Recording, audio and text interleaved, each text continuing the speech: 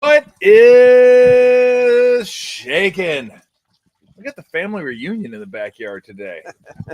Tony Ryan, Creative Tony, as he's known. He wasn't Creative Tony when he worked with me. He was the board op. Yes. I think he came after Jim Fiddler. Yes. Jim Fiddler. Wow, how about that name? Paulie Mac. What's up, Tom? Boys, what's happening? Great to see you, man. Great to be here. Good to have you in the backyard. Yeah. Looking good. You guys both look good.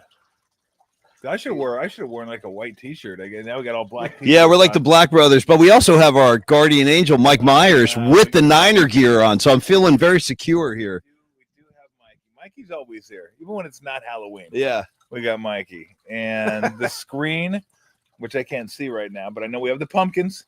The pumpkins on the screen, which is nice, like little pumpkin decorations, and it's Halloween. I think I'm gonna put some Christmas lights up here for when I start doing shows out here. I like that. And yeah, like I've just decided I don't care if it rains or not. I'm just doing the show outside. Yes. Why the hell would I want to do the show inside? I could do the show outside. If it's actually raining, I want to say when the Niners played the Falcons that Sunday night, it was raining a little bit. You could hear it on the canopy. Yep. And then it started dripping on me. I was like, well, that's not cool. Yeah. We could definitely. We like the atmosphere, but we don't want to get wet in the process. Yeah. We could definitely do without that. Yeah. So how's everything going? You guys look good. The show's going well. Thanks, brother. Likewise for you too. We're doing well, Tony. And it's funny, Tony and I, we do 5 shows a week.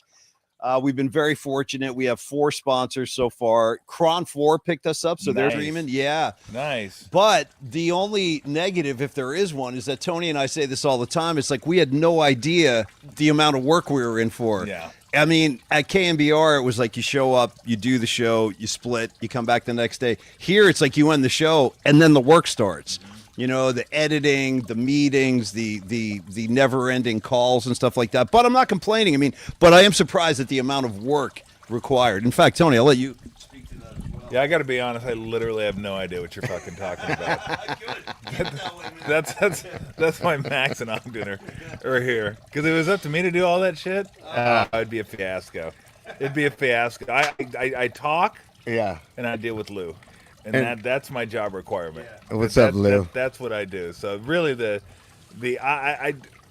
I may be the face of the show, but Ogden and Max are the ones that make it happen. Oh, they Ogden. absolutely make it happen. Ogden and Max ruling the school. Yeah, you know, being an audio guy my whole life, all of a sudden learning video production and video mechanics and everything. It's like, I think the reason I got into radio is to not have to deal with video and the visual aspect. And now we're dealing with this visual. And speaking of visual aspects, dude, the Bill Martin coaster. I mean, this is. Look at the pecs, dude. The pecs the pecs are glorious. This thing is incredible. I mean, they're incredible. It's incredible. Bill Martin, thank you for that. They are incredible. Yeah. So a lot of stuff to get to. Yeah, absolutely. I mean, you guys are already way ahead of me already. You got stuff written down. I don't know what kind of show. I don't know what kind of show prep that is. Right out of the gates. When's the last time you hung out with the Bonanno family or the Gambino family? It's been a while. It's been a while. Been a little while, yeah. Unbelievable, man. I'm more of a Lucchese guy myself. Yeah, right? I only deal with Lucchese. Yeah. Did you happen to see, I saw last night on social media, somebody posted a video of the glasses, the sunglasses that they were using? No, I didn't see that. And if you put them on, it obviously makes everything darker, but then you see what each card is. Well, they had cards. Do they have like watermarks? Yeah. Cards were marked, and these are like infrared. Yeah. Kind of infrared lenses that allowed the player to see what the other guy was holding. I mean, really shady stuff, man. Yeah. You know. I could use a pair of those. Oh, dude. Those would be nice. Play some poker. Then you got to watermark all the cards. I want to know what the table, like an X-ray table, sounds amazing. Like the effort these guys put into this was astounding. Just astounding. And then the automatic card shuffler apparently had like some sort of camera in it, could detect the cards, so you knew it was coming. You knew it was coming out. I don't know what they were playing. I don't know if they were playing Hold'em, if they were playing Blackjack. Probably Hold'em, I would imagine. Yeah. But that was wild. Like, that was wild. That was more wild than what Rozier did. Yeah. Now, what Rozier did affects the games more. Right. That's like integrity of the game type stuff right there. The best part about that, too, was I don't know if it was his buddies, associates, one of the two. Could have been both. they won the bet, the prop bet, because apparently he played 9 minutes. Yeah. It told him he wouldn't play, and then sat out the rest of the season. They won the bet, and they had the winnings sent to his house. I'm like, bro, are you kidding me? Yeah. Like, I mean, you're not smart enough. What kind of criminal are you? Yeah, send the funds somewhere else. Like, Yeah. you actually thought you were going to get away with it? Right. We were saying yesterday, like, I feel like this is evidence that this is going on everywhere, but these guys were dumb enough to get caught. Yeah. You know? I don't know if everywhere, but I think it's going to go on occasionally. Look, Yeah. gambling has been legal. Oh, Lou's very interested in what's going on with Bunny over there. I had a good session with Lou. Chasing Bunny. Look at this. Hey, Lou, leave Bunny alone. Tom Tolbert's Animal King. Jeez. What's the name of the bunny? Just Bunny? Brownie. Brownie. Yeah, I Mila named her. Nice. So, What's up, Brownie? Lou, Brownie's gone. She's usually not this. She doesn't really care. Like, all the animals get along. I got 2 cats, too. Nice. You probably won't see them. I had a nice lathering by Lou earlier. Oh, yeah, Lou gets everybody. Yeah, Lou got me. No one leaves here unscathed. Cool Boston Terrier, man. Yeah, she's sweet. Lulu, what are you doing? You got something in your nose? She's like looking at. Maybe Bunny got her. I think Lou needs your own station. Yeah, they need. Well, Well- everybody has a YouTube show. Might as well give Lou one. And remember Triumph? The yeah. Insult dog. yes. Yeah, I mean, Triumph come the- on. The insult dog. How old's Lou? Lou's 10. 10. Yeah. Oh, Yeah, going Lou's strong. Good. Double Lou's digits. 10. Hey, I got to give Tom a gift. So, Tom, Oh, I okay. come bearing gifts. Now, I like gifts. This is from our friend Alex Stricker, who runs a brewery up in Fairfax called the Fairfax Brewery. So Oh, nice. These are some of his brews Yeah, right Oh, there in look at Fairfax. from the Fairfax. Yeah. So pass those over to Oh, Tom. Yeah. let's see what we're gonna have. Oh, ho, ho, ho. So I've had the love the town and wrestling country. Actually, Alex did that label. Really? Yeah. Oh, that's awesome. And the town and country IPA I've had. Actually, I've had all this. They're really good. Let's see. I don't want to start off too. Oh, perfect. 4.5 Mexican lager. There we go. I should have guessed it was a Mexican lager. It's got. They could have been Jack Black on the. Let's see. There we go. Give it a taste. Give it a slug. Ah, fantastic. Nice. Fantastic. Alex beverage. will be happy. There you go. Gracias. Thank you, Alex. Cheers. Appreciate it. Cheers. So anyway, so the discussion has been: is it worse for sports now that sports gambling is legal? And I say, I've always said, look, this stuff is going to happen if they want it to happen. Right. So legalizing sports betting didn't cause all this to happen. It just makes it easier for it to happen because now you can get your FanDuel account, you can get Yeah. your DraftKings account, you get your MGMCs, whatever it is. Prize picks, so It's- many of yeah, them. it's easy. Yeah. So now the access is easier, so it's going to be probably something that this won't be the last one either. This is not going to be the last one. And the problem is, so far, everyone that's come up, Clause with the Indians and the other pitcher with the Indians, I can't remember his name, they got busted too. They're all player props, Yeah. which is the only thing that you can really, for sure, control, right? I can control how many minutes I play. I go, I got a bellyache. I'm going to come out of the game. So I can't get my 10 points, 5 rebounds, or whatever the case may be. But I do believe that I don't know. How do you guys see it? Because I think it's fine the way it is. It's just there's going to be some hiccups. Well, I noticed in the Rozier thing that in one instance they made 30 bets in like 46 minutes.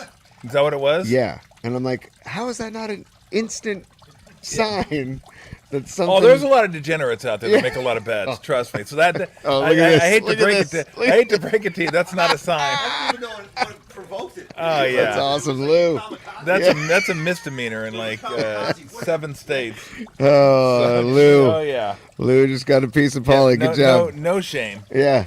No shame. There we go, Lou. I know. I love you too. Why don't you sit down? Relax. Yeah, it's not even close to 2. So you're just gonna have to say. I know the bunny got her going. The bunny's like, hey, whoa, what do we got going on here today? Oh, I know. So yeah, Hey, I Lou. mean, look, Yeah. it's not necessarily how much you bet. It's like in this case, when they get a lot of money on, remember when it was Jonte Porter who got suspended for life, and people were betting Jonte Porter unders, and he came out of the game, and it was his buddies that betted at their gambling associates. It's like, who the fuck's betting a Jonte Porter under? Right. And who's betting it for 80 grand? Right. Like, nobody's doing that. Yeah. So those are the type of things that are going to draw red flags. Yeah. It's like it's an odd bet for a ridiculous amount of money, and you're like, wait a minute now. And then you see what happens. I mean, that's like, I don't know. They must. I would assume they know a little bit about gambling, but how did they think that was going to be like? I just don't.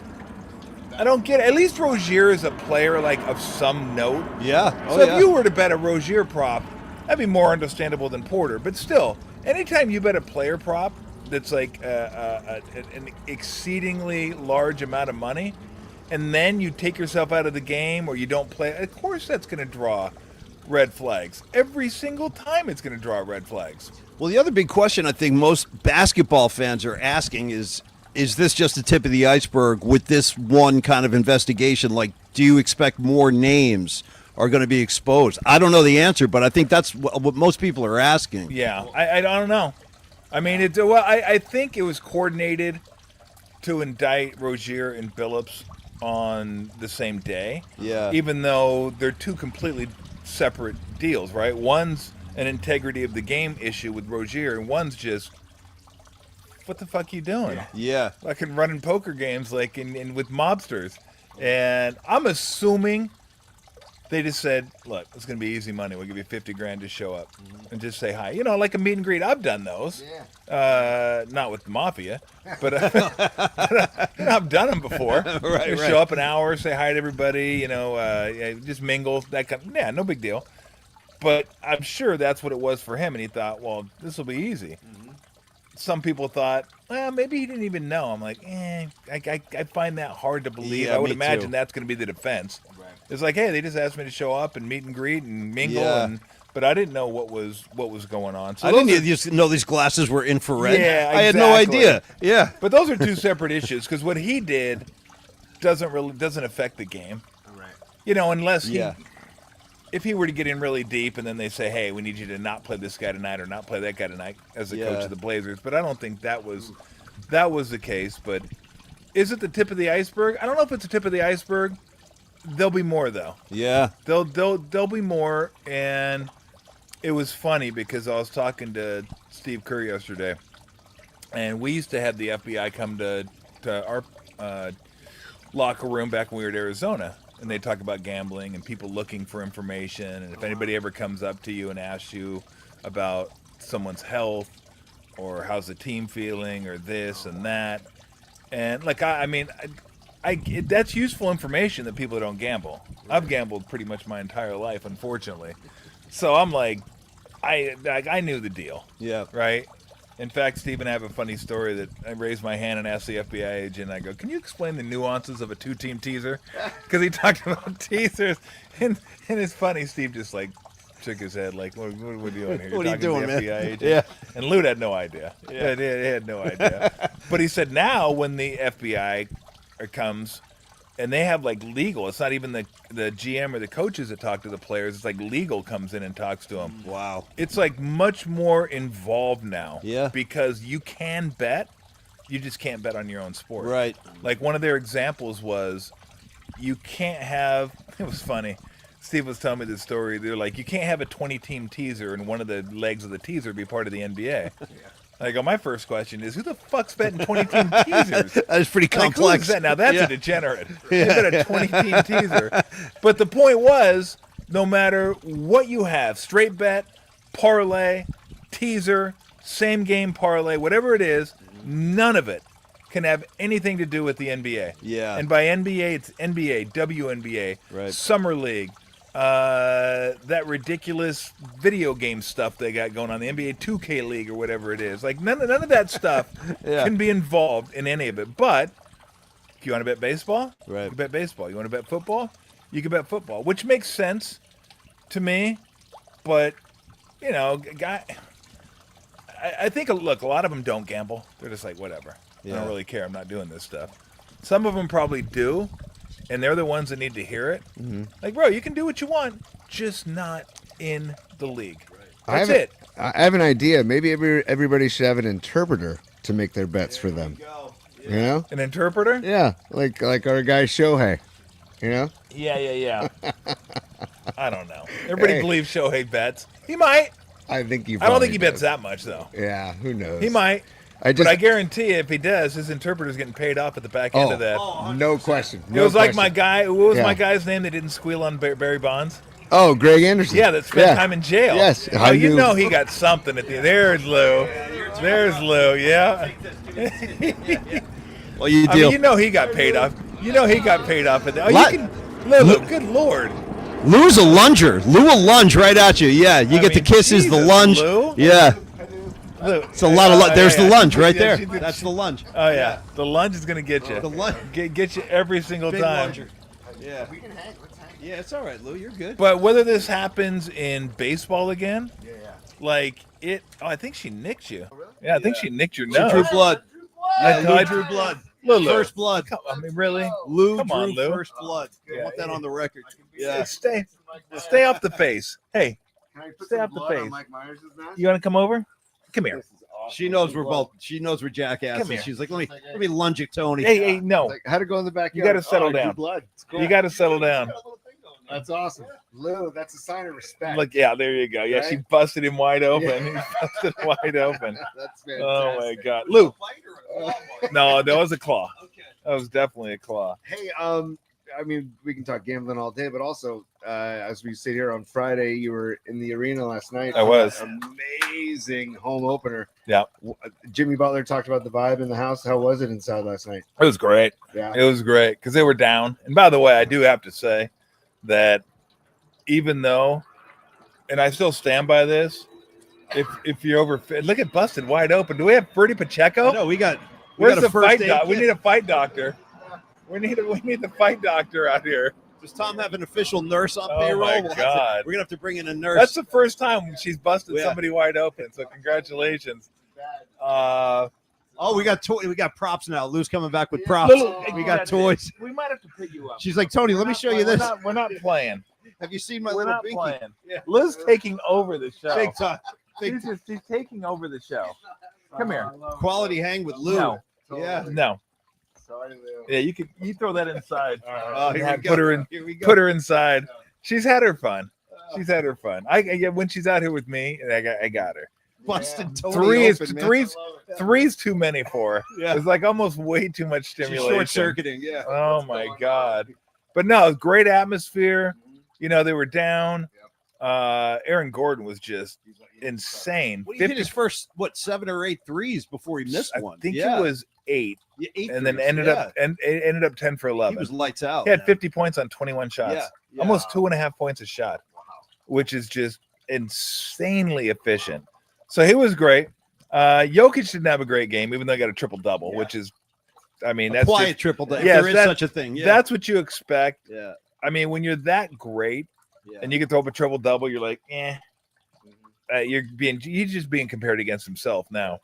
But Steph in the second half just flat out took over, and the lid blew off when Gordon hit a 3, and then Steph came down and He hit that answered. really Oh my deep God. 3. Yeah, he was almost at the logo on. Yeah, and you could tell he knew he had to get it off early because Jokic was coming up the double. Yeah. And he could have gone around him, but then that probably would have forced him to either pass it or He just take it pulled to the the trigger. rim. Yeah. So he's like, well, I want to get a 3 because I want to tie the game.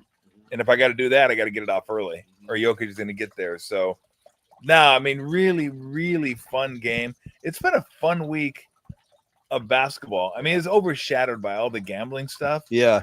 But Shai Gilgeous-Alexander had 55 last night. Yeah. The Thunder have won their first 2 games in double overtime. Yeah. Yeah. They played back-to-back double overtime Crazy. games to start the season. Yep. Wemby was just absolutely insane. He's going to be a problem They for use everybody. the word absurd. I go, oh, he's well past absurd Yeah. tonight. He's unguardable, Yeah, essentially. yeah, I mean, he's the only thing you can do with him is try to get into his body and like knock him off platform a little bit. yeah. So, he had he had multiple dunks, but a couple of them were just like, fucking, there's no way Yeah. you were able to get there. Like he got fouled on the right side of the rim and took one step and just barely elevated and just smashed it reverse. And it's like, I was like, that was badass. Yeah. And then he went left and like it looked like you're forcing him outside the paint. And then he plants and comes back with his left hand. And it's like a kid playing. It's like playing a Nerf hoop where you're just like smashing things like, And he's just going to keep getting better too. He's going to continue to grow. His game is going to get more mature. And like, it's pretty scary to think about like the problems he's going to present for the entire West. You know, he could go down. I don't know. I mean, look, if he stays healthy, he'll probably be in that conversation of best ever, all that stuff. I can't imagine another player out there that's going to have the impact on both sides of the ball, because he's going to win if he stays healthy this year. He will win Defensive Player of the Year. Yeah, like his ability to affect shots and block shots. Think about all the shots people take in that they don't even shoot, because all of a sudden you just get this shadow that just rises up, right? Yeah. Right. It's like the Transamerica building with arms. D'ing you up. Like, yeah. You're like, shit, I can't shoot over Can't go over that. No. That's impossible. Yeah. And then he had a couple threes that were like step back between the like Steph. Yep. Hey, it looked like what Steph. He's got a handle too. It's absurd. It's absurd. Yeah. It's wild. Yeah. So it's been a really, and then Luke had a great performance against the Warriors in game 1. So, I mean, there's been some really fun games, some fun performances. And I think last night, and let's also remember last night, no Seth Curry, no DeAnthony Melton. Yeah. So this team's going to continue to get better, and they're deep.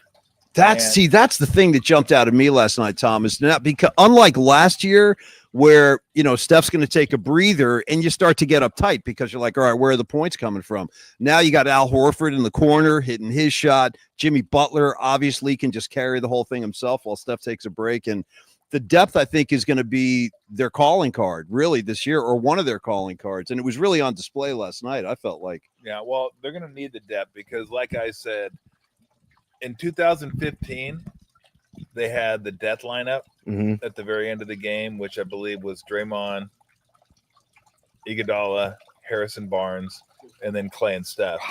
Barnes. Now I said they have the near death lineup because they have Horford.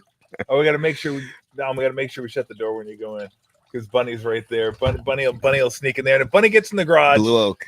It could be an all day chore because Bunny finds all the nooks and crannies. Oh, I bet. Oh, and you just can't get her. I heard Bunny likes a few of the wires around the studio. Bunny loves wires. Yeah, Bunny's a big fan of wires. I'm not a big fan of Bunny liking wires. You want Oktoberfest, so you have Paulie? Horford. Hey, Paulie, you want Oktoberfest or West Coast IPA? This is lower in percentage. Yeah, you take that one. Who else do we have? Jimmy, Draymond. Mm-hmm.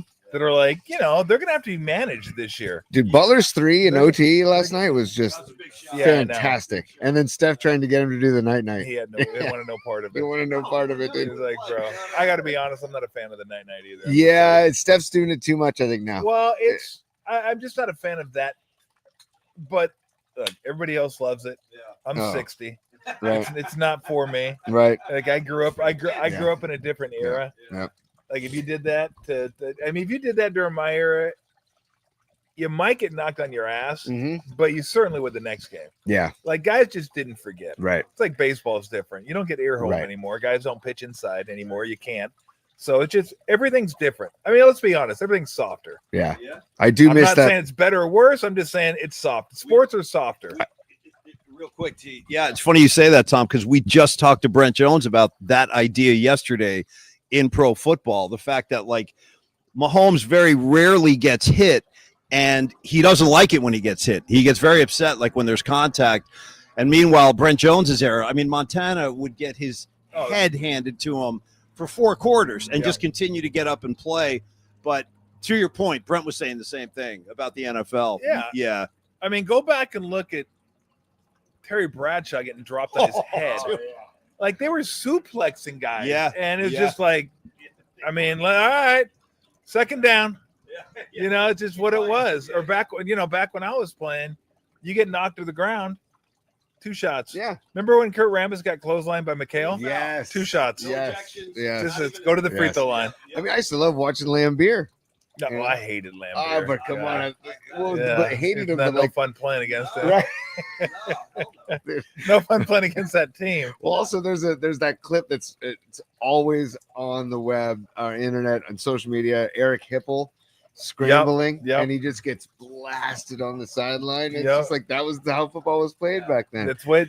I mean, look, everything has progressed to try, and I think a lot of it comes from the CTE stuff that the NFL had to deal with and paid out millions and millions and millions. Nobody wants that anymore. Right. Like they want players coming back later on Right. and suing them. So it's why you see in basketball now.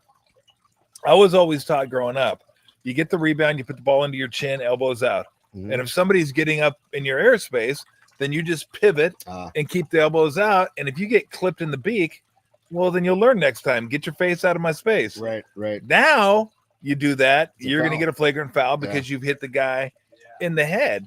And I've always said, look, if I can do this, why can't I pivot? Mhm. Why do I got to be the one to take my elbows down Mhm. and be concerned with him up in my space? Right. That should be his job.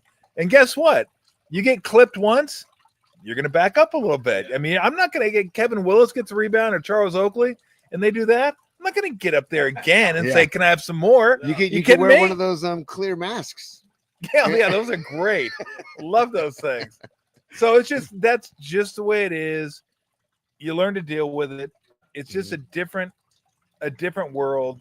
Like in baseball, the kids love the bat flips. They love the histrionics. And I think, to me, in baseball was always too far the other way, where you couldn't celebrate anything. Yeah. You had to walk off home run, you flip your bat. People are like, "What the fuck you doing?" Like, well, we just won the game. I mean, you got to be able to celebrate some. But now we're like first inning guys. but nobody seems to care that much Well, anymore. that's a great call. So that's the thing. I was going to ask you, Tom, about Steph Curry with the whole night thing, because when he did it at the Olympics in Paris, like it was so theatrical, and the show he put on in front of the whole world was so amazing. Incredible. And then he capped it with the night. Crowd was going crazy. Mm-hmm. But I wonder, do you think Steph's peers in the league take exception to that? No. I don't think so, because Yeah. I think everyone's used to that. Everybody does something similar. Yeah. Maybe not the night, maybe not Where they're eating. cap. There's all kinds of stuff. Everybody's always doing something Yeah. now. Yeah. So it's not, back in the day where nobody did that stuff, and it slowly kind of seeped in. And again, it's just not my cup of tea. I'm with you. I don't love it. It doesn't bother me as much. I'm just like, whatever. That's the way it is, right? That is. And the way guess it is. what? This is something I've used multiple times, and I will continue to use until I die. Because people are like, "Oh, you're the old guy. You're on your porch," and I'm like, "So you're gonna get your turn on the porch, okay? Good we call. all get our turn on the porch, okay? Yeah. We start in the street, we move to the sidewalk, we go to the grass, and then we get our turn on the It porch. all leads to here. And we can bitch about fucking stuff that happened in our day that we Yeah. liked better. Yeah. Guess what?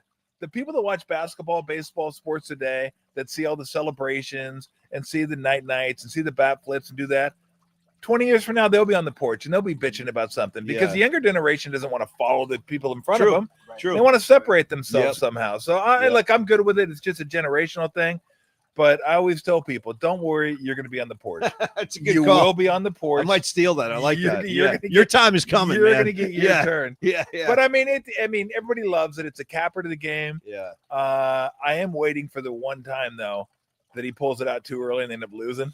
Like That almost happened last year a couple times. Yes, He it flirted did. with it, man. Yes, He it brushed did. up. He's like, It was "Oh." really close. Yeah. I was like, ooh, Yeah. a couple Yeah. threes and a turnover Yeah. here, and it could be. But yeah, Jimmy was like, "Nah, I'm good." Yeah. And And Jimmy's smart. like, Jimmy's old school. Right. You can see by Jimmy's game and Jimmy's demeanor, like Jimmy is not a new school cat. Right. Like he's like old school sensibilities. Let me get out there, play the game, no nonsense. No, he's Yeah. just. I And love he's like- watching him play. He's like, that's your move. That's I'm not going to take that. That's yours, Yeah. Steph. Well, it's okay. Draymond stole it from him. I know. Well, yeah. Speaking of Steph and but having Horford had Yeah. a great line after the game. He was like, "Man, I've been on the other end of that a few times. Yeah. It's nice to be on this side Yeah, this time, right?" And what do you think of having Horford? Isn't that? it's great. Yeah. It's great. He's a vet that's been around, Mhm. that can defend the rim, that can hit the three. Mm-hmm. And I don't know how many threes he hit last night. I want to say 3 corner threes. Have you had any interactions with him? I have hear he's not. a really I've good heard guy. he's a great guy. Yeah. Heard he's a great guy. Everybody says fantastic teammate. Yeah. Super smart. Like plug and play probably into any system. Yeah. You know exactly what you're getting from him.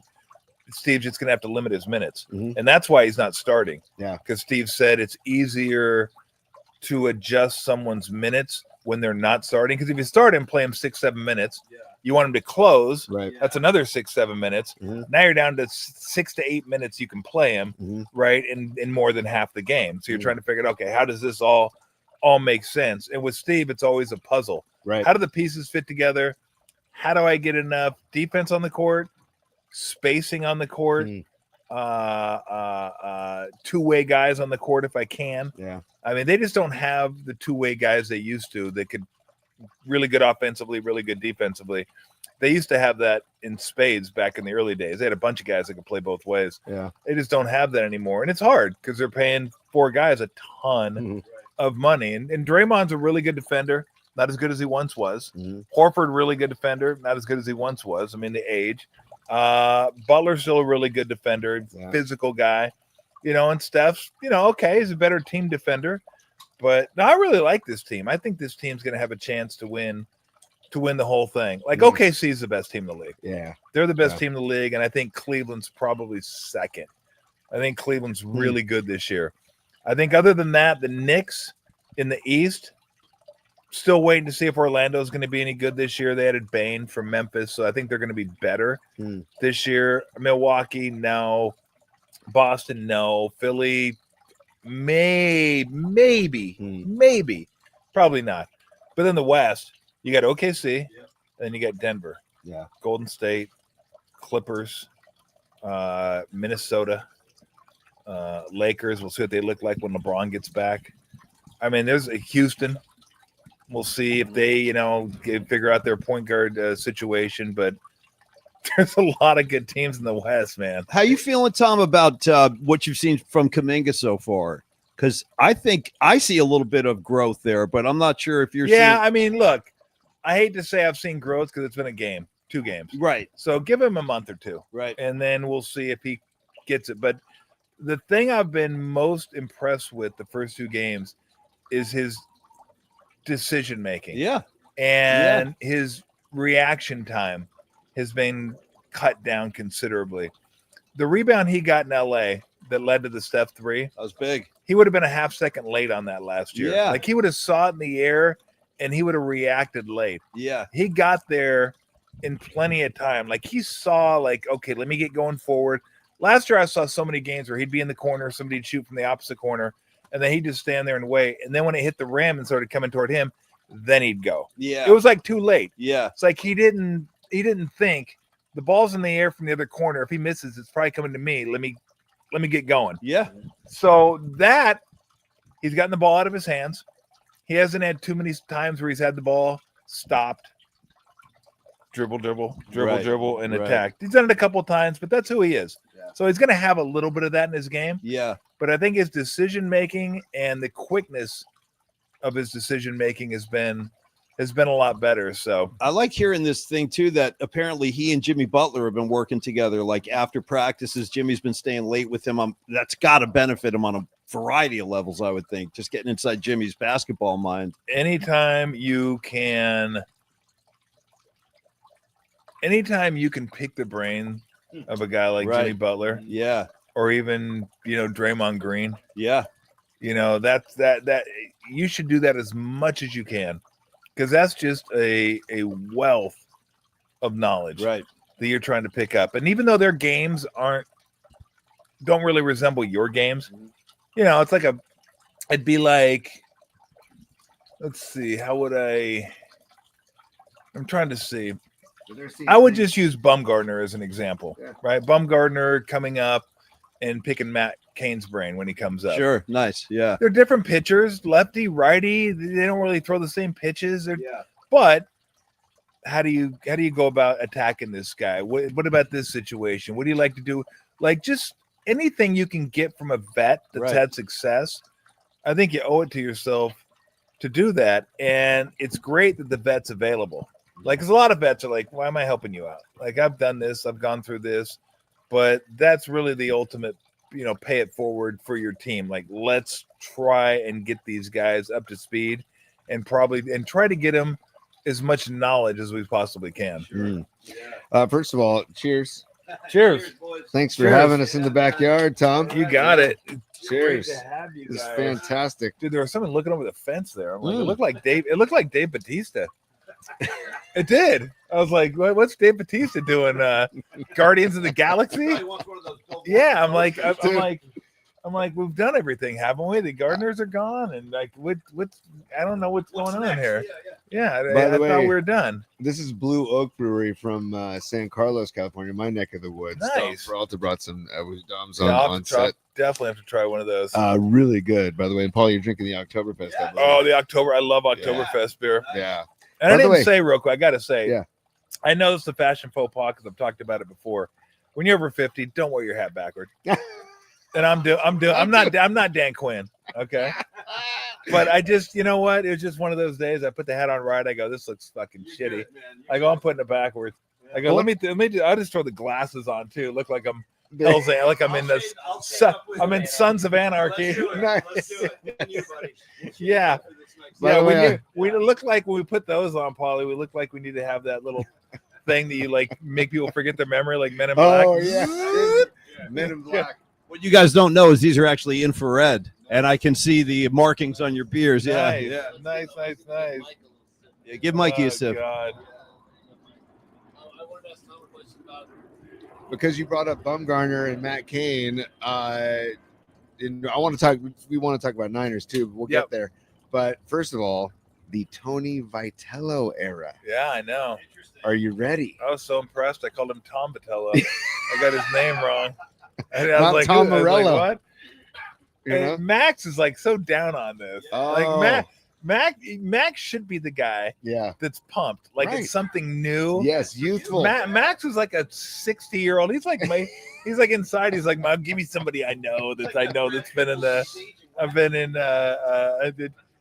I mean, look, I think it's going to be fascinating. Yes, I can see where fans would be like, I'd be more interested if it was somebody else's team, right? And they were going to see how this experiment worked out. Well, did your Angels got the Kurt Suzuki era starting? Fuck, it doesn't matter.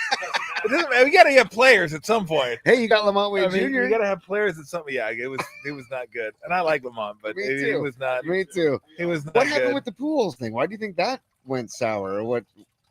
Did you hear anything about that? If they got him, I was like, what are we fucking doing? Yeah. Are we gonna sell like Disneyland tickets to the games too? Like, come see the big guy manage it. And I'm not saying Poles can't manage, but I mean, fucking.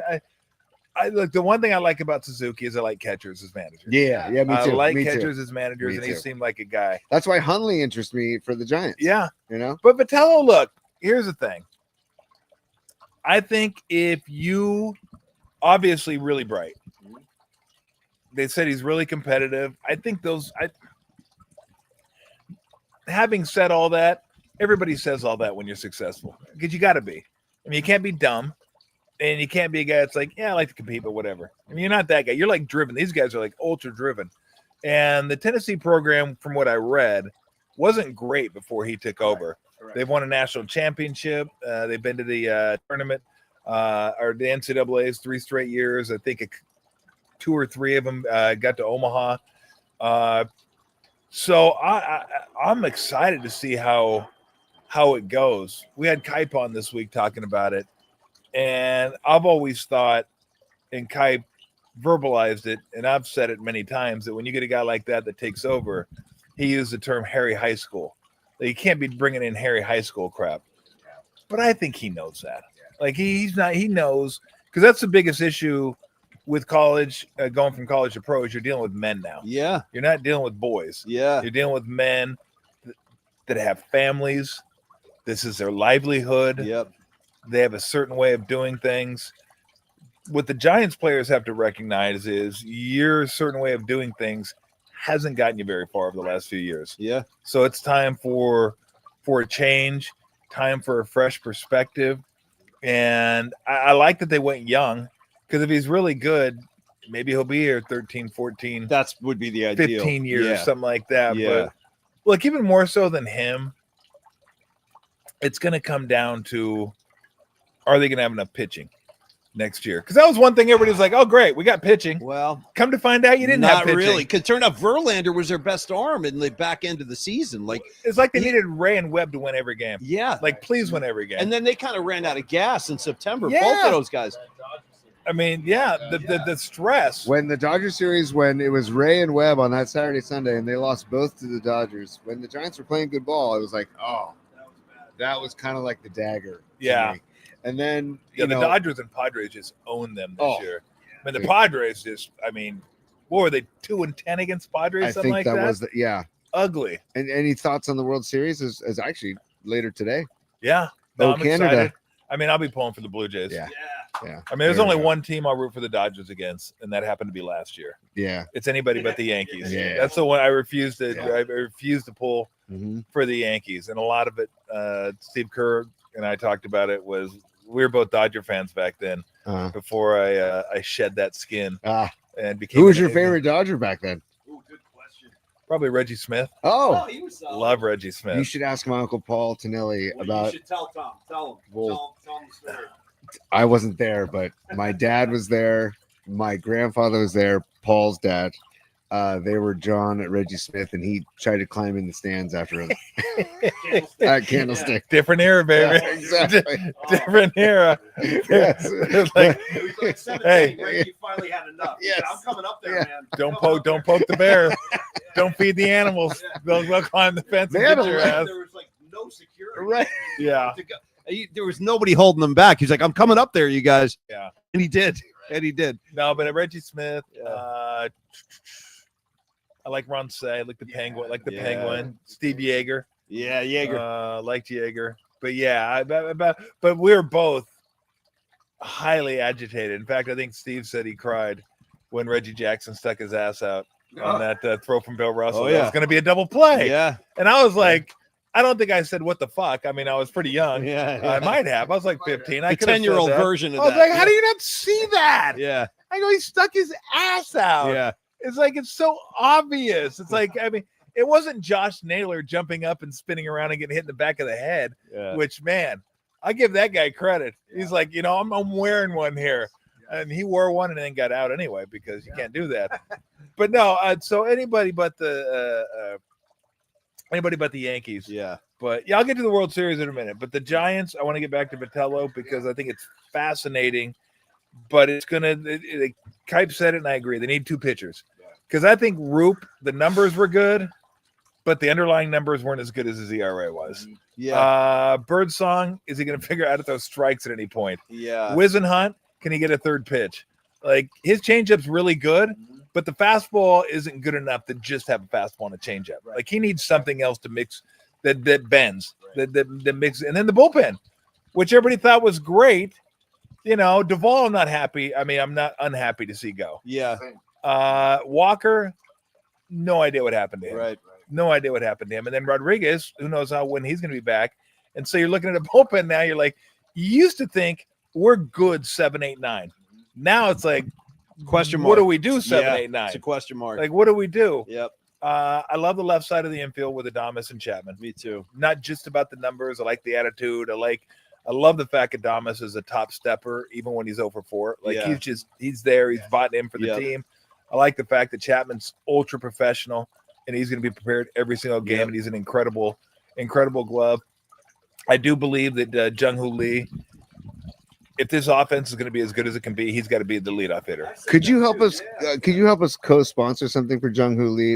Paulie and I want to get him a chin strap for his helmet. You don't like him falling off all the time? Dude, he comes up in the batter's What are you box. talking He'll take about? back, that thing comes flying We off. want that Willie Mays stuff right there. Let's go. Could you imagine if he stepped up to the plate and he had a chin strap on? It'd be, No. it'd be amazing. No. It'd be amazing. I mean, even 7-year-olds don't have a chin strap. Uh, That would be pretty cool, though. hey, what about like Bregman says he wants out of Boston, right? And Where you also gonna put him? second base, maybe. You know, I'm not sold on Schmidt Man. being an everyday second baseman. No, I know, but I don't know if they're going to spend $30 million on a second baseman when they already have Yeah, monster money invested in Devers, Adames, and Chapman. Yeah. Like well, I don't know. I mean, yeah, I mean, if he wants to come, yeah, absolutely. And then I what mean, the about, more bats, the better, because totally. Yes. there's still, I feel like they're still kind of light Yes. a bat, Mhm. but it's still, it's look, it's to me, it's more than a competent offense. Like that offense should be able to compete. Yeah. With most teams, are they the best offense? No. But they should have enough power. I'd like to see him steal a little bit more. Mm-hmm. And who knows what Eldridge turns into? We have Right. no idea. He could be another 30 home run guy. He could be a guy that doesn't make it in the majors. I mean, who knows? Oracle Park scares me for lefty hitters. It makes me realize how incredible Bonds was, first of all. Yeah. Second of all, like Schwarber, right? They're talking about Schwarber or Bryce Harper leaving Philly. And it's like, but if they came to Oracle, I don't know if they'd have anywhere near the same numbers because of Oracle Park, right? And so I don't know if I want that. Like that's what excites me about Bregman is you get some pop and you get some power on the right, another right-handed power hitter. Yeah. Bro, you follow baseball. I love baseball. Are you fucking kidding me? There's not a park in here that can hold Schwarber. Wow. The Oracle would not affect Schwarber. Schwarber. They don't say Schwar bombs for nothing. Okay, this guy hits rockets out of it. Well, Schwar bombs haven't met the marine layer. Well, I think Schwar bombs go right through the marine layer. Those things are just. I mean, this dude when he hits balls, it's like ooh, it's like I mean, and the trajectory is like. It's like the crazy angle of his bombs. Mashes. What about any three of those guys? Like, come on over. Yes.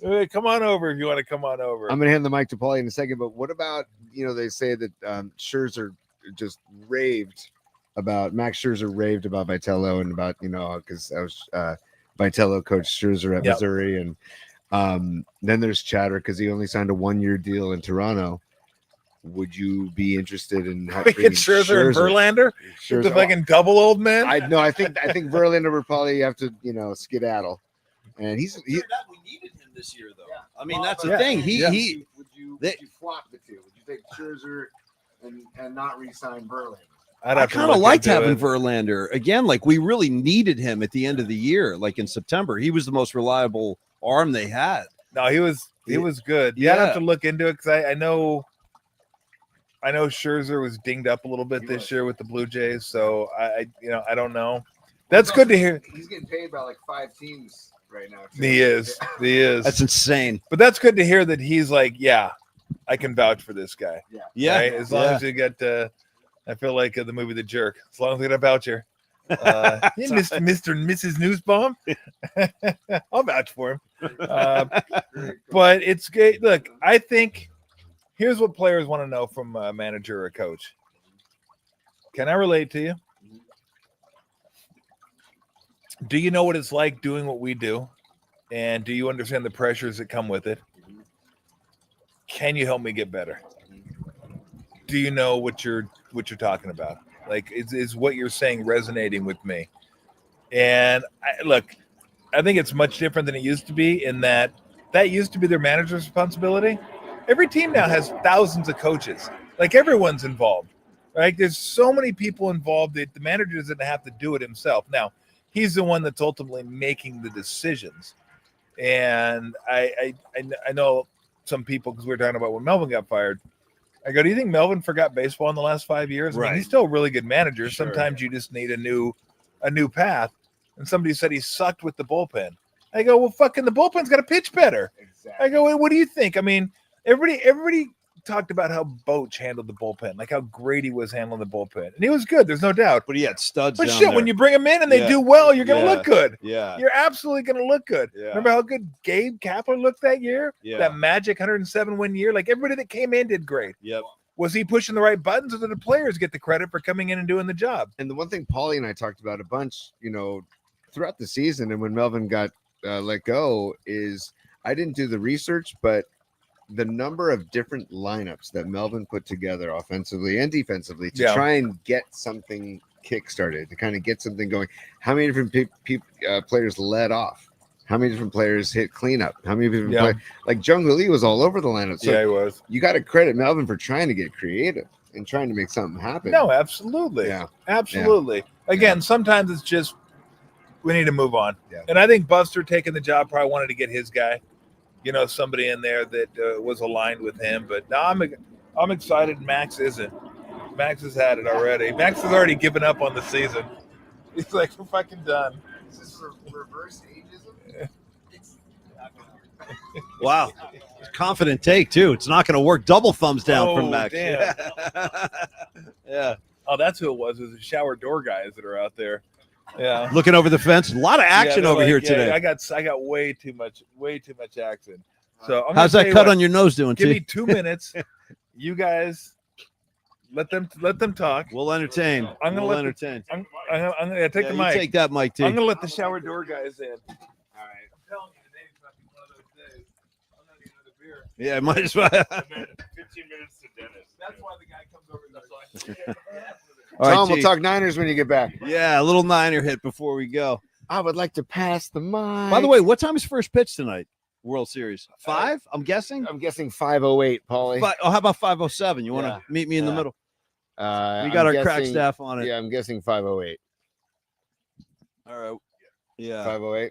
I'm looking for a Blue Jay win tonight. They- Out of the gate. Game 1 is. Oh, it's 5 on the dot. What happened to the 08? Well, Tony, this is the World Series now. Oh, This is the Fall Classic. Okay. We don't deal in decimals or fractions. We deal with top of the hour, pal. Speaking of decimals and fractions, man, my son Dom's homework last night. Oh, Adding no.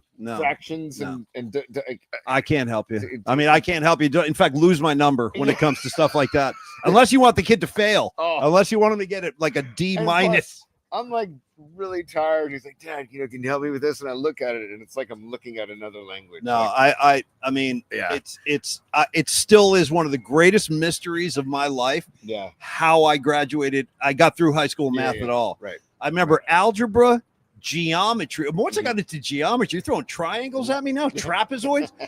And I knew, I'm telling you right then, Tony, I remember sitting in class as a 15-year-old, like with my rush jacket on and stuff. And I'm sitting there going, I know for a fact, whatever, I was the internal dialogue. I said, whatever I do with my life and my career, it's not going to involve trapezoids. Dude. I guarantee you that much. No. It's not going to involve like moving the Hold decimal on. point over to none of that stuff is going to be part of my life. And my prediction was correct. What about Paulie? How much of your life involved a rhombus?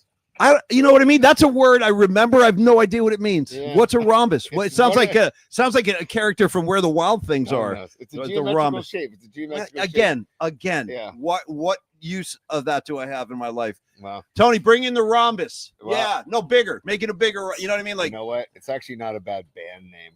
the rhombus. Ladies and gentlemen, please welcome to the stage Rhombus. Actually, I was thinking yesterday about band names. I forgot to say this on the air, but I jotted it down because Tony at one point said, all right, I have a complaint. And I wrote down complaint. And I thought Tom Petty and the Heartbreakers, Bruce Springsteen and the E Street Band, Paulie Mack and the Complaints. Good. It's not Good. bad. It's good. You guys can be complaints. You can be one of the complaints. Yeah. Fine. Back to the World Series. Yeah. I feel like game 1 tonight is massive. If Toronto loses game 1 and they lose home field advantage, basically, that is huge. I think if there is any way you could say that there's any momentum going into this game, I think you would have to say it's with Toronto because they're in their hometown. They didn't have to travel. The way they won that series was so dramatic and so storybook. The Springer home run. Yep. The bunt, by the way, Dommy and I had our art director, Don Peralta. I was like, somewhere Tony's got to be thrilled. Because that bunt, like playoff baseball bunting, moving the runners over, 3-run shot. And I think the Dodgers are so unflappable. And the problem with their lineup is it just keeps coming. Like, it just keeps coming. You get through Shohei, there's another one right behind. Like, it's just on and on. But maybe the Jays have that atmosphere that's going to kind of feed them. Well, that dome's going to be rocking tonight. Geddy Lee might be singing the national anthem. No is way. that facted?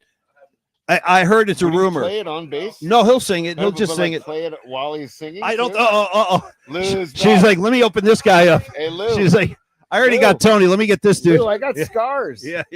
I got scars. Yeah. You're gonna sit on my lap now. But I saw it here. Tell me to turn this back in your direction. Lou's like, this is my chair now, man. Hey, are you serious? This is mine. It's totally. Lou, you want to come back over here? Pizzeria. You just gotta sit on my lap. Come here. Real quick while Tom's getting situated. Yeah. I saw something hilarious on Twitter yesterday. where all the news is breaking about the NBA gambling stuff. Yeah. And then it was a tweet of Shohei boarding a plane to Canada. And the tweet said, "Oh, look who's leaving the country." Yeah. Look who's fleeing. Yeah. Fleeing the scene. Right. That was good stuff. Right. You know the best? Yeah. If I don't break anything today, that'll be a major accomplishment. It just feels like one of those days. Your leg tan is impressive. You're a shorts guy. Yeah, well, to be honest with you, I've had so much skin cancer on the top half. I thought I'd even it out. Nice, dude. So yeah, I'm trying to get a little melanoma. A little balance. Yeah, trying to get a little melanoma down there and see if I can do that. Maybe a little basal cell, mix it in a little bit. So I probably have. I got 1, 2, 3, 4, 5, 6, 7. I think I have 8 scars, 8 things I've had to get taken off. Yeah. Fucking amazing. I mean, dude, pretty soon I'm gonna be able to make a Leatherface mask. well, just out of my skin. Get the fucking you should get chainsaw. Leatherface. You should get Leatherface to join Mike over here. Oh, that'd be awesome. But public service announcement time of the show. How did you know at first, like, to go get checked or to go? How did you know something was amok with like a mole or okay? If you have skin that's flaky, you take it off, like it'll come off. Okay. And then it flakes up again, like it's always dry. Or if you have, I don't want to say, like, it could be a sore, or it could just be something that's red. Okay. And it won't heal. Gotcha. I always know it's cancerous if it doesn't heal. If it never heals and scabs back over again, that means, to me anyway, I'm not sure. There's probably dermatologists out there going, "Oh God, don't say that. You're fucking gonna no. You don't know what you're talking about." Yeah. And I might not. No, but if it doesn't heal, then I know there's probably cancerous cells in there. Mm-hmm. And I'm like, okay, shit, time to go. But now I go like every 4 months. Yeah, better just to go get checked out, right? Which sucks. Yeah. And I'm 25% minimum, 25% Irish. Mm-hmm. And I'm like, well, did I have to get the fucking skin? Like, couldn't it have been something else? Yeah, did I have to get the skin? Yeah. Because my skin's the worst. It's just the worst skin. Well, not your legs, man. Your legs. Yeah, well, we'll see. We'll see. So far, I'm like, can I peel this off? Is there anything we can, like, just peel it off and, like, like that? Did you guys watch Westworld? No. Okay, the intro to Westworld was like it was like they showed a skeleton, then muscle being put over the skeleton, and then they'd paint the muscle. And then all of a sudden it'd be like a kind of a robot. Oh, and then that's they didn't call them robots because they were like human replicas or whatever. But that's what I want. I want to just take the skin off like a zipper, step out of this skin and go into. Yeah, I mean, I wouldn't mind, like, maybe like some Puerto Rican skin or something like that, like a little melon. Yeah, I'll take an Oktoberfest, like a little melanin. I would like a little melanin in my skin, so I'm gonna worry about all this crap.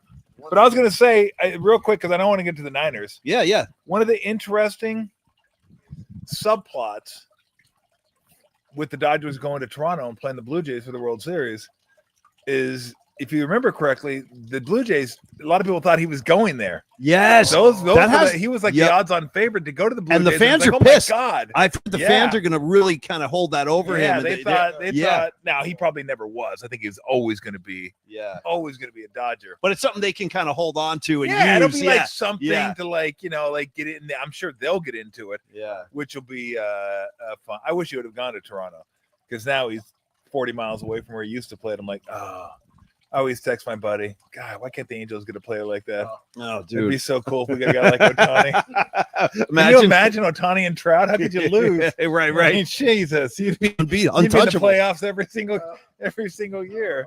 But here's the thing. So you talk about Ohtani, who had another incredible year offensively. Betts didn't. Right. Freeman was kind of up and down. He started off great, had a cold spell, and then got going a little bit toward the end. Teoscar Hernandez is kind of like one of the more underrated guys on their team. Muncy is kind of started to get going a little bit. I'm a big Edmund guy. I love Edmund, just like one of those scrappy dudes on the team. But how do you beat that pitching? You can't. I mean, that's the thing. They got 4 aces. That's the problem. And the 5th ace is closing games. Yeah. Like Yeah. literally, if Suzuki ends up being what they thought he was going to be, and he still could be, super young. I mean, you have 5 guys that at no worse on any team is a 2. No, it's like an all-star At no team. worse It is. a 2. It's like an all-star rotation. It's the dumbest thing. It's like you don't get a break at all. And then you have the Trinan slider before Sasaki. Yeah. And it's like, and then you got Snell, who, I mean, by the way, did you hear the Snell's comments about Logan Webb and how he said that Logan Webb kind of helped him and all that? Oh. Oh, yeah, that's what I heard. That Logan Webb was like helpful to him last I year. used to like yeah. Logan Webb. Yeah. save me here? Come on, Same- Logan. Yeah, totally. But you're right, man. It's crazy when they go, oh, hey, we got to their pen. We knocked the Yeah. starter out of the game. That's not necessarily a good thing. Well, I mean, toward the end of the season, it was pretty good. yeah, true. Because True, Sasaki true. wasn't closing a lot of games, and that pen was kind of ass for most of the season. But now these guys are going deeper into games. They're going 7 innings, so they only Yeah. got to bridge 1, and then you can get it to Sasaki, who's he's got hit a couple times, but it's absurd. I mean, I think the Brewers were one of the higher scoring teams in National League, but they scored like 4 runs. They couldn't do anything. won a game? Yeah, completely That shut was down. it. Yeah, That was it. yeah. Oh, Glass now. He's like our 3rd best guy. Why? Oh, because we have Snell and Yamamoto. I mean, and best thing we can hope for is that it just turns into a good series. Give me 6 games, 7 would be amazing. yeah. I think that it's possible because the Blue Jays do have pop. They have hot bats and they do have home Yeah, field. Vladdy's been And he's fun to amazing. watch. I mean, he's Vladdy's just been amazing. yeah. So if it can go 6 or 7, I kind of feel like that's a win. Yeah, for absolutely. anybody who's a baseball fan. Yeah. I feel like they almost need to win both at home. That's what Tony was Because saying. I hate yeah. the 2-3-2 format anyway. Yeah, me too. I mean, Yeah. give me the old school 2-2-1-1-1. 1-1-1. Yeah, Yep. I know it's a lot of travel, but shit, these guys are flying private. Yeah. It's not that big Yeah, a deal. I'm It's with you. It's Yep. just the series feels better. I don't know. Again, that's the old school of me that Yeah. the 2-3-2 I just don't love. So the Niners, man. Yeah. I feel like I've had the same conversation with Brent because Brent Jones comes on every Monday. Yeah. And I feel like we have the same conversation. Him and even Bergie when we do the show after the game. It's like how they pulling this shit off. Like it's amazing to watch where they're at. Because I mean, literally, they could be 2-5 or 3-4 Easily. And Yeah. they're 5-2. I think it has to speak to Shanahan's system offensively. The fact that, I saw a stat, I can't quote the exact numbers, but over the past 6 seasons, Kyle Shanahan has been the most successful head coach in the NFL when using a backup quarterback, like without his starter. Yeah. So the fact that Mac Jones stepped in, got that huge win in LA. I mean, he was getting his ass kicked that night too. He was getting roughed up. Still stood in the pocket, delivered the ball. And I felt like that night, that win in Los Angeles really kind of galvanized the team in a way like, okay, we can follow Mac Jones. Like we can get behind this kid. But I think it's Shanahan's system. Like it's just designed for success offensively. Defensively is another conversation, missing Bosa and Warner, just to name a couple. Now Bryce Huff, unfortunately. But I don't know. What do you think, Well, Tom? I mean, look, Shanahan's system wasn't designed for success last year. No. It's a different feeling this year. And it started in Seattle with that Tonjes catch. It's like when Purdy threw that, you're like, what do you do? Oh, that's nice. That's nice. And then they went against Arizona. They're like, oh, they're going to win the game. And then Arizona comes down and scores. You're like, oh, shit, they're not going to win the game. And they go down and kick a field goal. You're like, oh, I like this Pinheiro guy. This is nice. You got a field goal. Okay, we're good. And like the only game I thought they had a decent handle on early was the New Orleans game. Yeah. Like I felt like I was there for that game. Mm. They didn't dominate, but you felt like they were kind of in control. Like they kind of had a good handle on that one. And then you go down to LA, and there's just like they come out touchdown. Right. And then LA slowly gets back into it. Yep. And then you're like, oh, LA is going to reel them in. Yeah. They're going to find a way to win this game. Kyron Williams at the 1 yard line touched it. What? Yeah, what? Yeah. And we were all sitting there as me and Bergie and Haley were watching the game. And Haley's the funniest person to watch a game with. She like watches it in the last quarter. Her foot was like doing this. Oh, nice. She goes, I can't take this. She texts me all the time. She texted me last night at the Warrior game. She goes, I literally can't. I'm gonna have a heart attack. She goes, I can't watch this game anymore. This game's gonna break me. How old is Haley now? Haley's 23. Wow. So she just, it really kind of stresses her out to watch. So a lot of times she'll like see the score at the end of the game, and then she'll go back and watch it. Oh, nice. She goes, I just can't watch the last 4 or 5 minutes. So we're watching it, and the first thing we see is like everybody kind of look, that look like a fumble, like, oh shit. We're like, did he fumble it? And then you see the Niners do the like it's our ball, which everybody does anyway. So I'm like, well, let's see. And then the ref pointed that way. I'm like, holy shit. Yeah. You got to be kidding me. We were watching that game with Brent Jones and Bryant Young with a Kirk Reynolds, Dwight Clark Legacy Series function. Oh, nice. And the mood in the room like you said, when Kyron Williams on the goal line, the mood in the room was kind of somber, and all of a sudden the fumble and the place erupted. Yeah.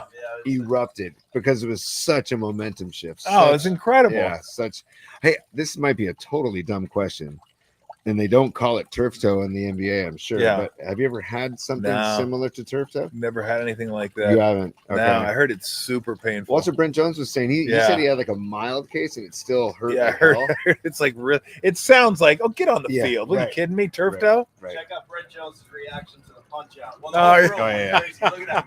Yeah. Look at that shot. I love that. Isn't that great? That is great. That's a great shot. Yeah. That was my living room. There's only 3 people, but that was the living room. Yes. Yeah. It was like just screaming, like, oh my God. Like that was incredible.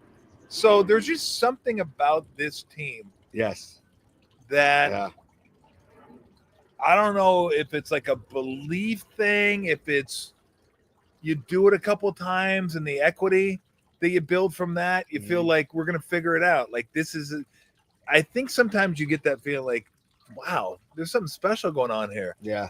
If we just hang in there, we'll find a way to win this game, because they could be 0-3 in the division. They're 3-0 in the division. And 2 of those games are on the road. So it's been, I mean, the Atlanta game was just a masterpiece defensively. Yes. Yeah. And we talk about the guys they've either picked up during the offseason or guys they picked up after the season started that have helped this team. Bryce Huff, of course, he's hurt, because why wouldn't he be? Right. Mac Jones, those are 2 offseason guys. Yep. Then you get in-season guys. Bourne, who's had some huge games. Pinheiro, who's hasn't missed. Unbelievable. I feel like he's single-handedly taking away PTSD from Niner fans. Yeah. I feel liberated. He comes out there, you're like, this is nice. Yeah. And then solid during the offseason. Yeah. I mean, he's been incredible. And then it reminds me a little bit of the Giants when they won 107 games, where no matter what button they pushed, worked. Called up somebody for 2 weeks, they played well. Yeah. Had somebody come in, close a game that doesn't close the game, pitched well. Yeah. You needed a hit, you got a hit. Yeah. Your 3 veterans, Belt, Crawford, Posey, had incredible years that no one saw coming. Right. And everybody kind of pitched in. Like, Warner goes down, and it'll be felt, there's no doubt about it. But Bethune comes in. Yeah. Incredible game, right? Incredible game. Bosa goes down. Huff takes over as your edge guy. Yeah. So they've filled in. They've managed to just figure it out. It's just so impressive watching them play. And it's really fun watching them play, because it's always fun watching the games, but you're like, literally, how are these guys doing it? They don't have another rabbit in the hat, do they? And all of a sudden they're like, whoop, got another one. And like you said, Tom, on the defensive side of the ball, they're missing, Pro Bowl talent. Same on the offensive side. Purdy, Kittle, Ayuk, Pearsall. I mean, he's not a Pro Bowler, but he's a good young receiver. And it's the fact that they're having this kind of season without those key pieces makes it all the more kind of impressive, Oh, it's absolutely impressive. Yeah. I don't know if they're going to have enough to hold off the Rams for the division, because the Rams are really, really good.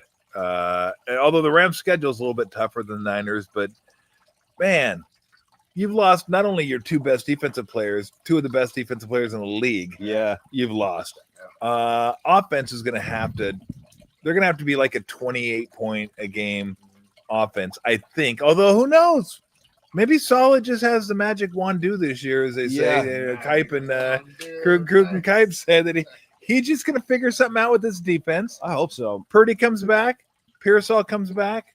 Ayuk at some point is going to come back. Although we were talking to Steve Young, and he said, it's hard to say when he's going to be back to being Ayuk. And that you always have to keep that in the back of your head. Just because you're back doesn't mean you're back. Yeah. But true. I mean, McCaffrey's having I talk about all these different players, but McCaffrey has been awesome this year. And I'd like him to lessen the workload just a little bit. I said the same thing. That's my only concern. Yeah, but when you're a coach, it's like, shit, I got to win. Yeah. Well, do he's I want giving my them best players on the field. Yes, I do. Tom, how do you view like the I guess the hierarchy in the NFC, like Buccaneers, Lions, I guess Philly's in there, I guess. But for me, watching that Lions win the other night over the Bucs, I thought that was pretty impressive. Yeah, I would say those are the teams that I'd still kind of think Green Bay's probably up there in that mix. But I don't look at it as, oh, this team's the team to beat. Yeah. Like, I don't think there is that team. I agree. Rams are in there. Right there too, and I think the Niners are in that mix. Yeah, You keep waiting for the injuries to take their toll, but yeah, I mean, like if I'm just looking at teams right now that I think have a chance to win a Super Bowl in the NFC, it'd be Buccaneers, Packers, Lions, Eagles, Rams, Niners. yeah. Am I missing anybody? That sounds about right. I'm not sure. Of course, it may not matter. The Chiefs look like they're the best team in football again. There you go. Yeah. And Seattle's Chiefs funky. are like, oh, we're bad. Seattle's funky too. Like Yeah, you know what? I might put Seattle in there too. Yeah. I did forget about them. I think Seattle might be right. They're playing Yeah. good ball. might be in there, If we were gambling men, which we are. Right. Well, I am. I am too. Just wait for it. Yeah, right. I just wager. We Yes, just wager. as they say, I don't gamble. I just just wager. Like a gentleman would. Yeah. But we don't involve the Gambinos or the Lucchese's No, or we, the we try to Genoveses. keep them Yeah. out of it. Yeah. Or the Yeah. Genovese. Yes. I like my bones where they are. Exactly, dude. Yeah, no fishes. They don't, No, we don't want to sleep. Right. With fishes. but the Niners or the Texans, last time I checked, were favored by 1.5. They are. That's crazy. Yeah. I've tried to process this and think like, how can that be? And I still don't understand it. Do you? Yeah. You do. Take the Texans. Well, really? Yeah, I like the Texans this week. Really? Yeah. D'Amico Ryan's factor? Well, not just the D'Amico Ryan's factor. Like Houston's pretty good defensively. They are. They They get are. after you defensively. They CJ are. Stroud hasn't had a good season. Was O-line. I think. Yeah, I His know. O-line. I think Nico Collins is banged up. Yeah, he is. Yeah. But this is like he's out. He's out. Oh, okay, Yeah. Nico Collins out. Mhm. I just think it's not a great spot Yeah. for the Niners, right? With the travel, Yep. you go from Tampa, Atlanta, back to Houston. Short week, a little bit of a short Little bit of a week yeah. because you got the Yeah. Sunday night football game, God. and then you got the early morning game, the 10 a.m. West Coast time game in Houston. And I never mind betting against teams that don't look good on Monday Night Football. And Houston looked terrible. Right. Like Houston looked like you can't move the ball at all. Yeah. Like Seattle just manhandled them. So the image of those two games, both standalone games, Mhm.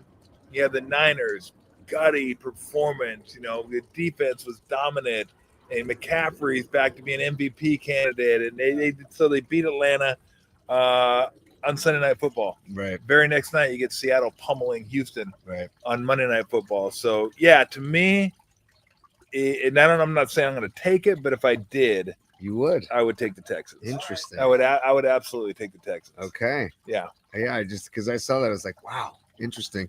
I mean, I respect the D'Amico Ryan's fact. I do. And I like D'Amico's really good. really good. Yeah. D'Amico's Really good. Really, really good. And last thing for me, Saleh. You mentioned Saleh earlier. Yeah, the Saleh. Saleh Incredible. factor. But don't you feel like he's gonna get another job offer and then adios? Not soon. Maybe. Yeah. Maybe. I think he's going to be here at least a couple years. I hope I hope so. so. I hope so. Yeah, well, Shanahan hopes so too. Yeah, I'll bet. I guarantee you. Hey, look, if the Texans keep sucking, maybe D'Amico can come back. They can just keep rotating D'Amico and Sala whenever they get let go. It's like a rotation. Yeah. Yeah. Well, I think one thing Sala learned is if you're going to take a job, make sure it's the right job in a stable organization. Which the You know, Jets are working- none yeah. of those Who's things. their owner? I think Woody Johnson's the owner. That guy's a mess. And the Jets are a mess. So it's hard because there's only 32 of those jobs, and you're getting paid big bucks too. You're like, I get to run my own ship, so I'm going to take whatever job comes up. I'm going to take. Yeah. But if you trust yourself or confident in who you are and your abilities, wait for a good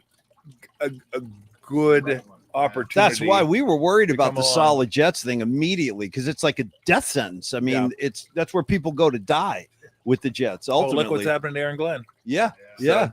Who knows? Yeah. Boys, it was great having you out. Yeah. Thanks, It Tom. was awesome. I'm glad you got treated to Lou Deluxe. I've got a scar. You do. You got Lou Deluxe. Physical. Absolutely. I've got a scar. Lou is like, let's go. She's Let- sound asleep right now. I Thank know. you, She's Lou. she's like, I did my work. My work is done Yes. here. I opened up Tony. I'm good. Yeah, exactly. I opened him up. Bunny's over there digging in the side. I don't know what the hell she's doing. She's been digging for about a half hour. Yeah, that's not good either. Yeah. That's not good. Hopefully the house, the foundation, it doesn't like sink in like the house starts sinking in like one of those movies, Or it's like, like, Tremors, like she's digging into the house. Yeah, exactly. If Kevin Bacon shows up, I'm not going to be thrilled. Also, Tom will be seeing you again on Monday. Monday, Yes. I'm going to join you guys at Longboard Pizza. Yeah, we'll be at Longbridge Pizza on 3rd Street, just south of Chase Center. Just Is it Long Bridge? Longbridge Pizza. Okay, yeah. I call it Longboard. So, So- I've messed up Tom Vitello, Yeah. and I've messed up one of your sponsors. Let's see what else I can screw up today. What Well, other supposedly- damage can I incur here on the show? I didn't know this, but Neil Denardi, the owner of Longbridge, told me that it's called Longbridge because 3rd Street used to be a long bridge. Did it really? Yeah, which I had no idea. Yeah. Old school. Way back in time, used to be a long bridge. So I was like, wow. So now it's called Longbridge Pizza. Just south of Chase, you're doing the Dubs Grizzlies game, so you'll join us for a little while. Yeah. And by the way, we said we're all big on ish. So the 4-ish, we're big on ish. Were you big on ish? I'm a huge ish guy. Ish. You should have a T-shirt that just says ish. Ish. Right. Well, I know you're a big ish guy because I'm you're a big ish guy. Yeah. There you I go. I love ish. The band Fish. I love Yep, ish. exactly. Absolutely. Ish gives you leeway, Yes. right? You got Yes. you got some wiggle room. Yes. Yes. Problem Yes. with ish though is I start taking advantage of that too, I know. and it I becomes definitely- ish. I 7:30 ish. yes. You know, Yes. you're there like 50, you're like 7:55.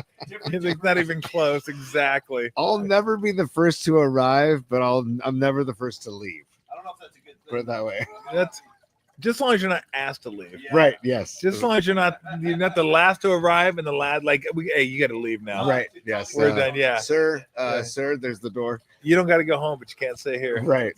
But hey, yeah. So Longbridge Pizza will Yep. be there Monday. Tom will join us. We'll get going 4:15 ish, Ish. and Come over and hang with you guys. Talk. There's a bunny. and then As you guys are taking out, the bunny's bopping around. take it away. That's what we like to see. Yeah, Yeah, we'll talk some Warriors. Get ready for the Grizzlies, Oh, and yeah. get a game tonight, so Sweet. we'll Thanks, discuss Tom. that a little bit. Look at her paws. Yeah. Jesus criminy. Love it. What is going on there? Love it. She's been digging for a half hour. Oh my gosh. Wow, that's good work. That is it's not Brownie, good that's work good at all. work. This is just This is like what's the tower in San Francisco that's slanted or Bro, leaning I or can't wait just to go. Millennium Towers? This is Alameda's version of the Millennium Towers. It's like slanting. I just can't wait. Once we get done talking to Dennis, I just want to go sit inside and just pound beer and then pass out. That's what type of day it's been. Beautiful. That's what Beautiful. I can't do it though because somebody's putting in shower doors right now. Oh, Oh, you know how you know the day's wild because I'm wearing a backward hat. Yes, mean, I love that wow. that's where the day is at. So from now on, if you watch your show, if you see me wearing a backward hat, you're like, oh, Tom's having one of those days. Huh? Tom's had a day. Yeah, Tom's had a day. The Osbournes on the Osbournes TV show when it first came out, that all the scenes when Ozzy had his hair up in a bun, that Yeah. means he was drunk. Oh, That Really? was like his non-verbal signal to his family. Yeah. So anytime you see him with his hair up on Really? that show, man, he was drunk. Yeah. Yeah. I'm surprised he didn't have it up every single show. Well, same kind of thing with Tom now. Look for Yeah. that backwards hat. It's You'll a know good what's up. signal. Yeah. If the hat is backwards, you're gonna go, ooh, I feel you. I feel you. Hey, on the way out, any chance we'll see you at Rush in October? Possible. Okay. Definite All right. possibility. Okay. Lori, I've seen him before. Back when we played in Oakland, Mhm. we used to go to free concerts. Yeah. We go to the locker room, hang out, whatever. Yeah. I go to the locker room, hang out, wait till the show starts, and just like go cruise and Oh. find some seats. So I saw Heart, I saw Rush. Nice. We snuck into U2. That was a little tougher because U2 is completely packed. Oh, I bet. And I even bet. the security guards knew us. They're like, hey, you guys can't stand here. You got to go somewhere else. So we were like kind of going. It was okay, though, because it wasn't even a great concert. It was the Lemon Tour. I was like, eh. They didn't sing any of their old stuff. I'm like, No. yeah, Bloody Sunday, Bloody Sunday. Let's fucking go. no. Yeah, Yeah. New Year's Day, Sunday, Bloody Sunday. Can we do something? Okay, two hearts beat as one. Give me no, nothing. I got nothing. Glory, nothing. Zero. It's all new stuff. And I didn't mind the Octung Baby stuff, but I'm Ooh. like, God dang! I mean, we get nothing. Like you just No. cut it off like that, Bono. No. What are we doing here? Like, I was- please. I was saying to Paulie, wouldn't it be sweet if when we all see Rush in October, that Geddy Lee is given like a like the Blue Jays beat the Dodgers and Geddy Lee gets a commemorative World Series ring from the team. We know he's a huge baseball guy. Huge guy, and he decides to wear it on stage while he's That'd be playing the pretty bass. sweet. Oh, come on, That come on. would be pretty sweet. Make it happen, Blue Jays. You could Come wear a on. Kelly Gruber jersey. Nice. All right, boys. I will see you on Monday, 4:15 ish. Yes. Longbridge Pizza. I go over Yes. there before I call the game, so that'll be a good time had by. Well, thanks for coming out. Oh, thanks for having us, man. That's Come awesome, on. man. I want to thank Mike too Thanks, for having Mike. us. Mike, Thanks, Mike. I'm glad he's rocking the saloon font, by the way. That's good. It's good. All right, we're gonna take a beer break. I guess Homer's gonna take us to beer break, and then we'll talk a little handicapping with Dennis Ranahan at Quox High Sports, pigsfootball.com. Next, here on the Tom Tolbert Show.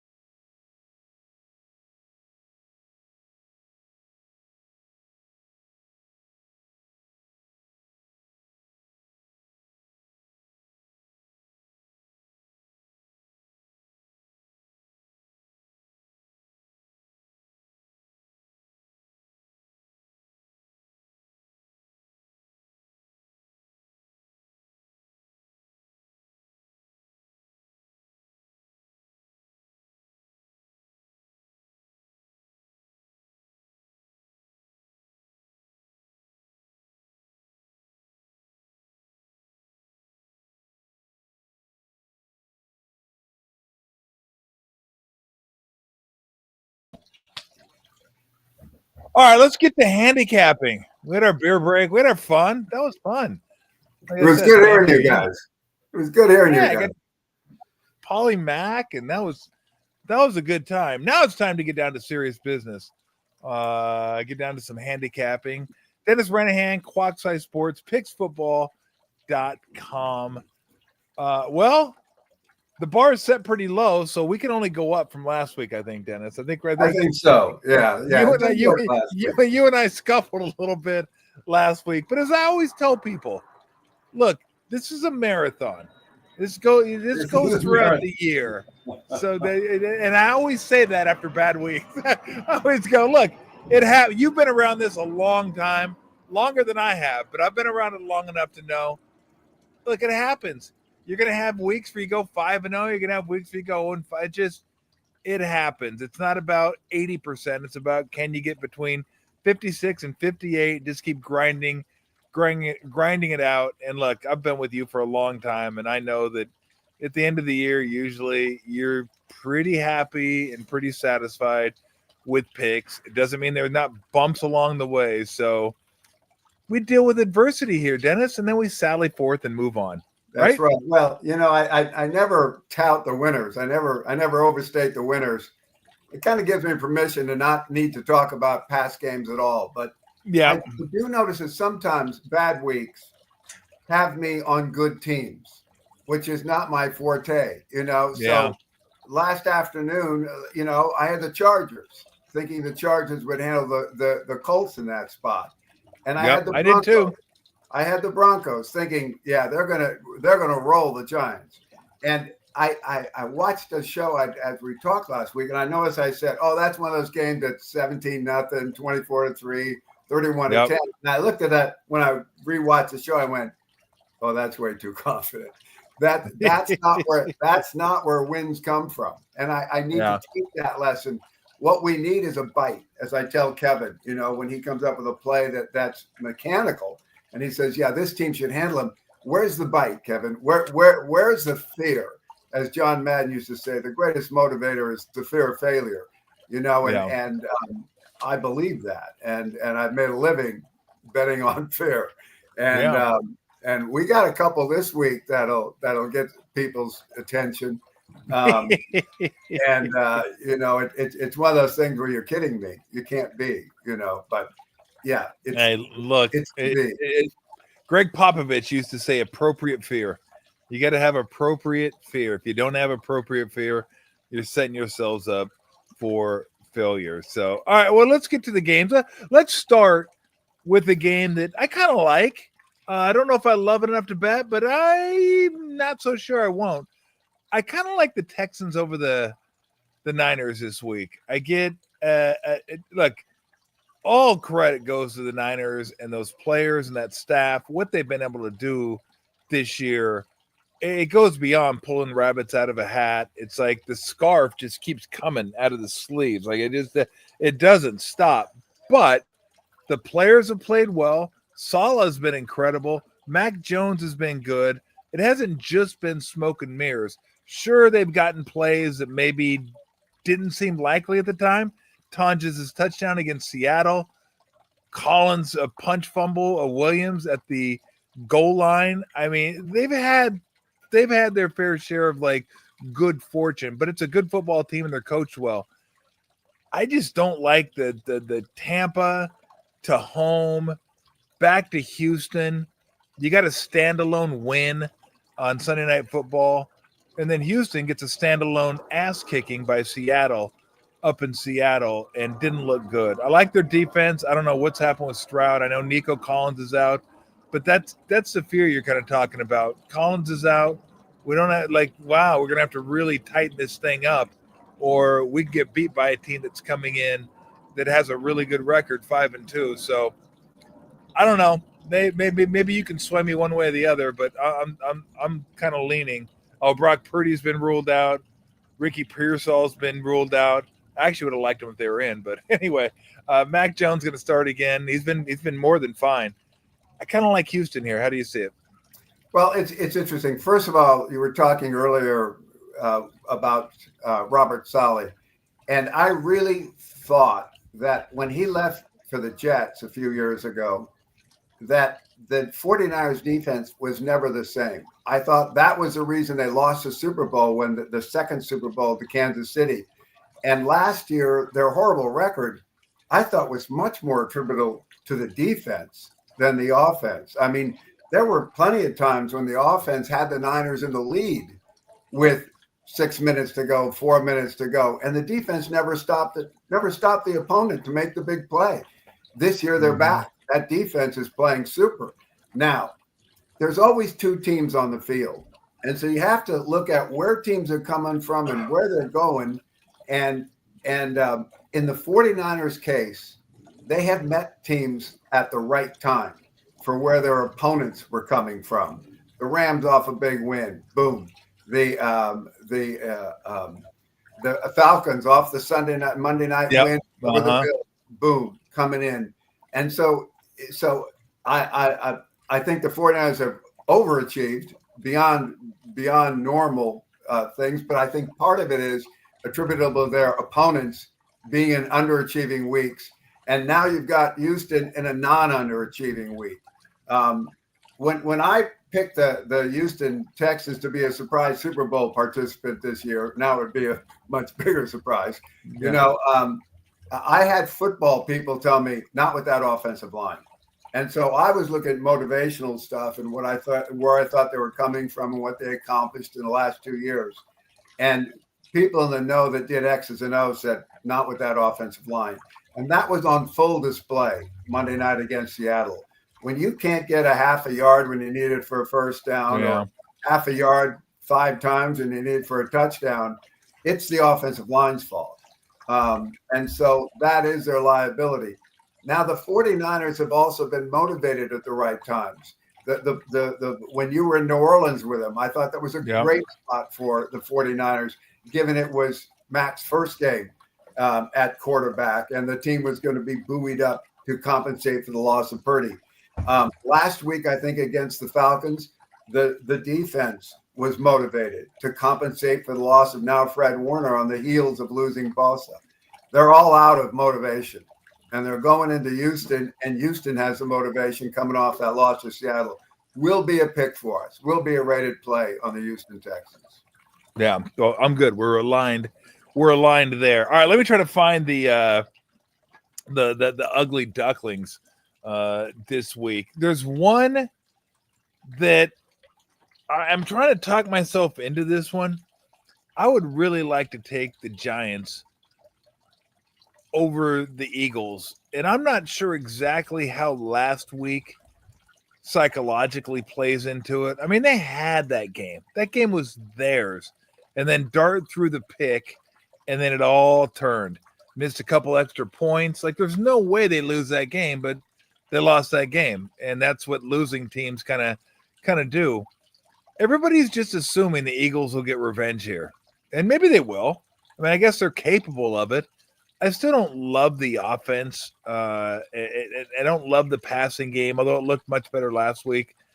But their defensive line hasn't been great. Their offensive line hasn't been great. And a divisional dog getting over 7 points. I would like to try the Giants here. I don't know. How do you see this one? Well, sometimes you have to go on what isn't a play. It's so interesting because the Eagles line up on so many of my graphs, as you say, as a revenge game within a division, you know, and last week we had the Vikings. I thought the Vikings would handle the Eagles on the road, and the Vikings played horrible. And last night we saw how bad they are right now, you know, that they got beat a lot worse by the Chargers than they did at home against the Eagles. And if they hadn't given up the pick six, there's always a story to every loss. But that game, but what I noticed was Philadelphia only gained 45 yards rushing last week. And the Saquon Barkley, you know, circus last year, when you have those kinds of seasons, there is usually a downtrend the next year for that running back. It takes a lot out of you. And so we see the two big runners from last year, Derrick Henry in Baltimore and Saquon Barkley in New York, are both having subpar seasons. Yeah. So, okay, it's not the Giants. I mean, it's not their Eagles, right? They still can't run the ball.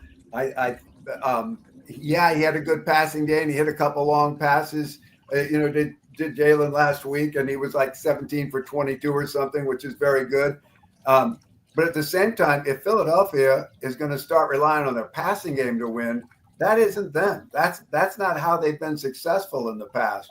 So, do I want to lay 7.5 with the Eagles? No. Do I want the New York Giants coming off that loss and maybe more importantly coming off the win on the Thursday night? No. So yeah, I got a lot of things to say the Eagles. They're not good enough to lay those points in that spot, and I don't want the Giants. So for me, this is a real easy non-play. Got him. Okay, I'm going to show you guys this real quick, and you'll like this, Dennis. There's the bunny. There's the bunny. This is the bunny. She's such a sweet little bunny. I love you, little bunny. You're a good bunny. Except when Bunny's not a good bunny. I'm going to show you Bunny's undercarriage right now and let you see what Bunny has been up to. Are you going to try to get out? Hold on. Look at that dirt. That's a bad bunny. That's going to be no Super Bowl halftime for you. No. You can't do that. She's like, it's just black. She's like Andy Dufresne. She's like, she's going to dig under the house. I'm looking at her over there. You should have seen the hole she dug. It was like 2 feet deep. I had to get potting soil to like fill up the hole. And she's like so proud of herself. She's like, oh yeah, look what I'm doing. Like, yeah, that's now I know where they got the term bad bunny. I know where that guy must have had a bunny at some point in his life. And they said, or his mom said bad bunny and he became bad bunny, but I've never seen her that dirty before. Her paws are dirty, her undercarriage is dirty. Just everything's dirty. You're dirty. You're bad bunny. I still love you, but you're a bad bunny. All right, I'm curious what you like this week, because I'll be honest, the Texans was the one that kind of popped out to me. I'm still trying to let me get your temperature on this, and then we'll go over a few games that you like. I'm still trying to get the temperature on the Ravens and the Bears, and that one's kind of bouncing around 6.5, 7, around there. Part of me wants to say, look, just because they're bringing these players back, Lamar Jackson coming back, some defensive players coming back, does that make them better? Of course it makes them better. Lamar Jackson's always in the conversation for MVP. But they're still going to have some defensive issues. And I'm wondering if we're making it too simple. They're back, they're going to be good. Or maybe they are going to be that team. They still struggle stopping the run. Chicago can run the ball fairly well. 6.5 still a fairly large number.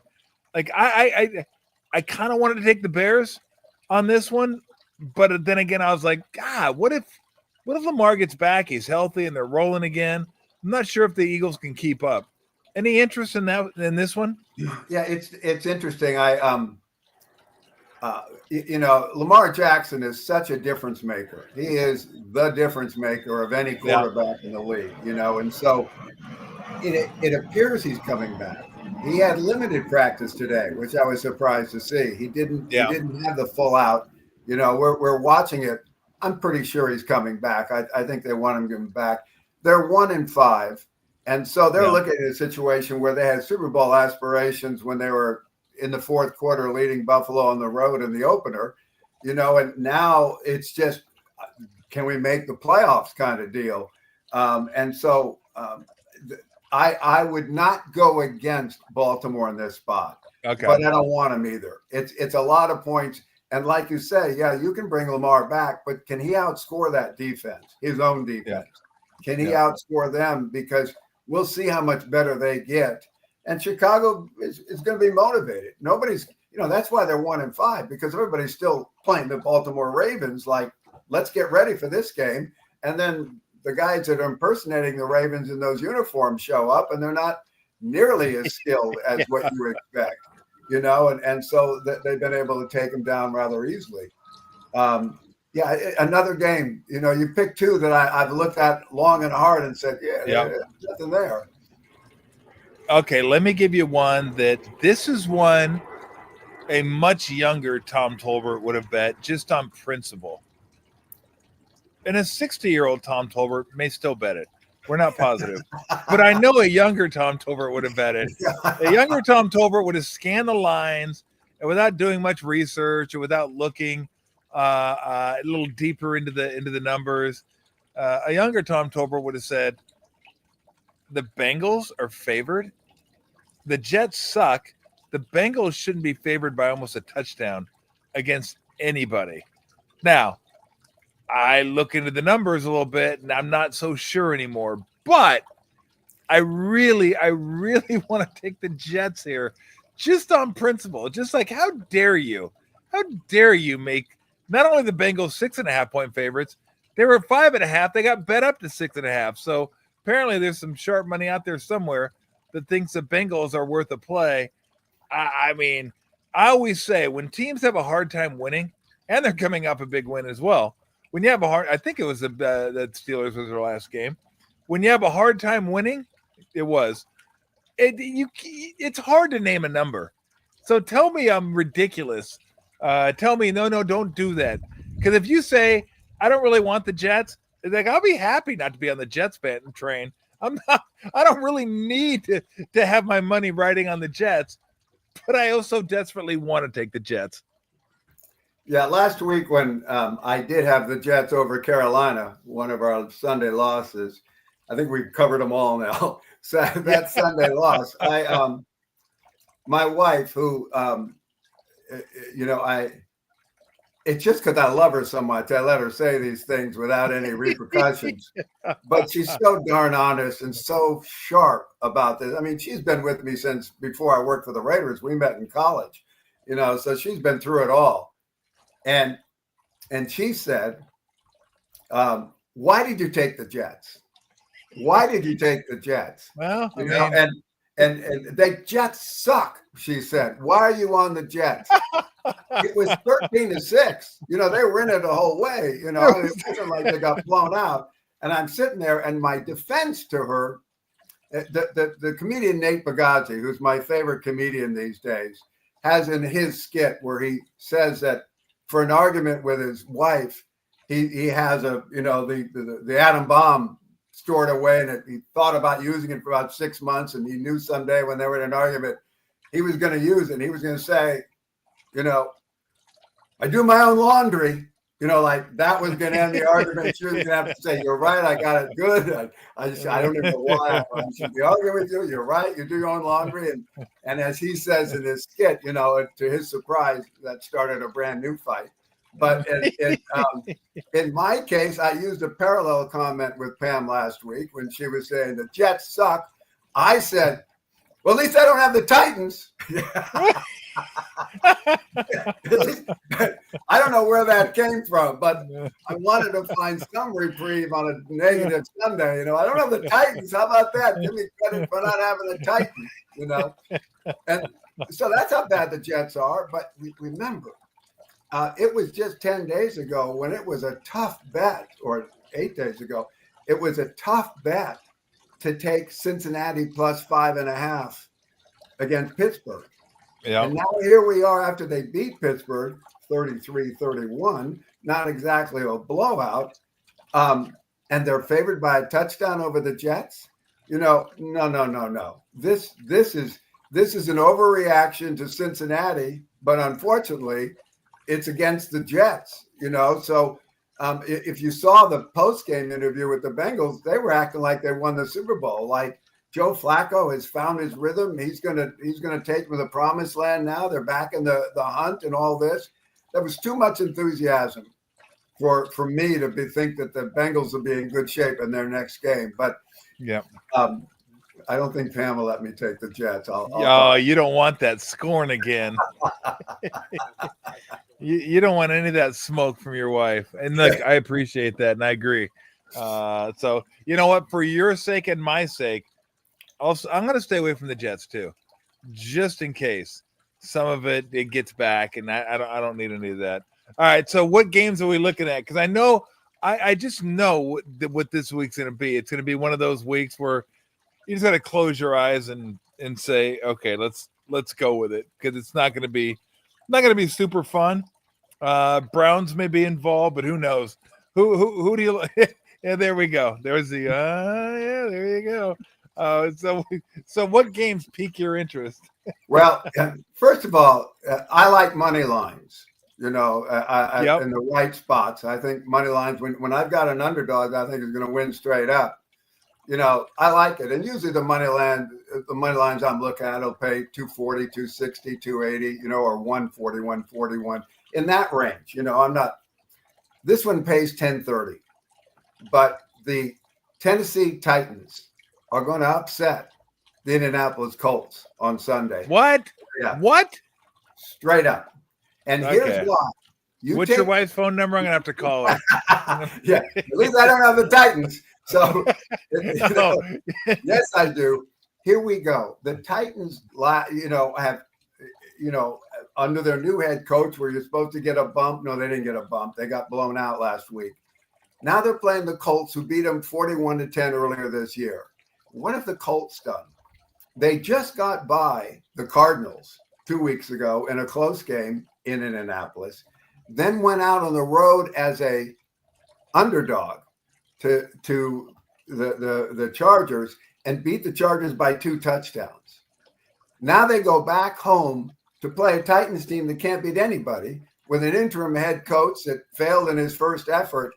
And what do you do if you're the how do you think? Do you think they're going to have trouble sleeping the night before this game? No, this is so easy.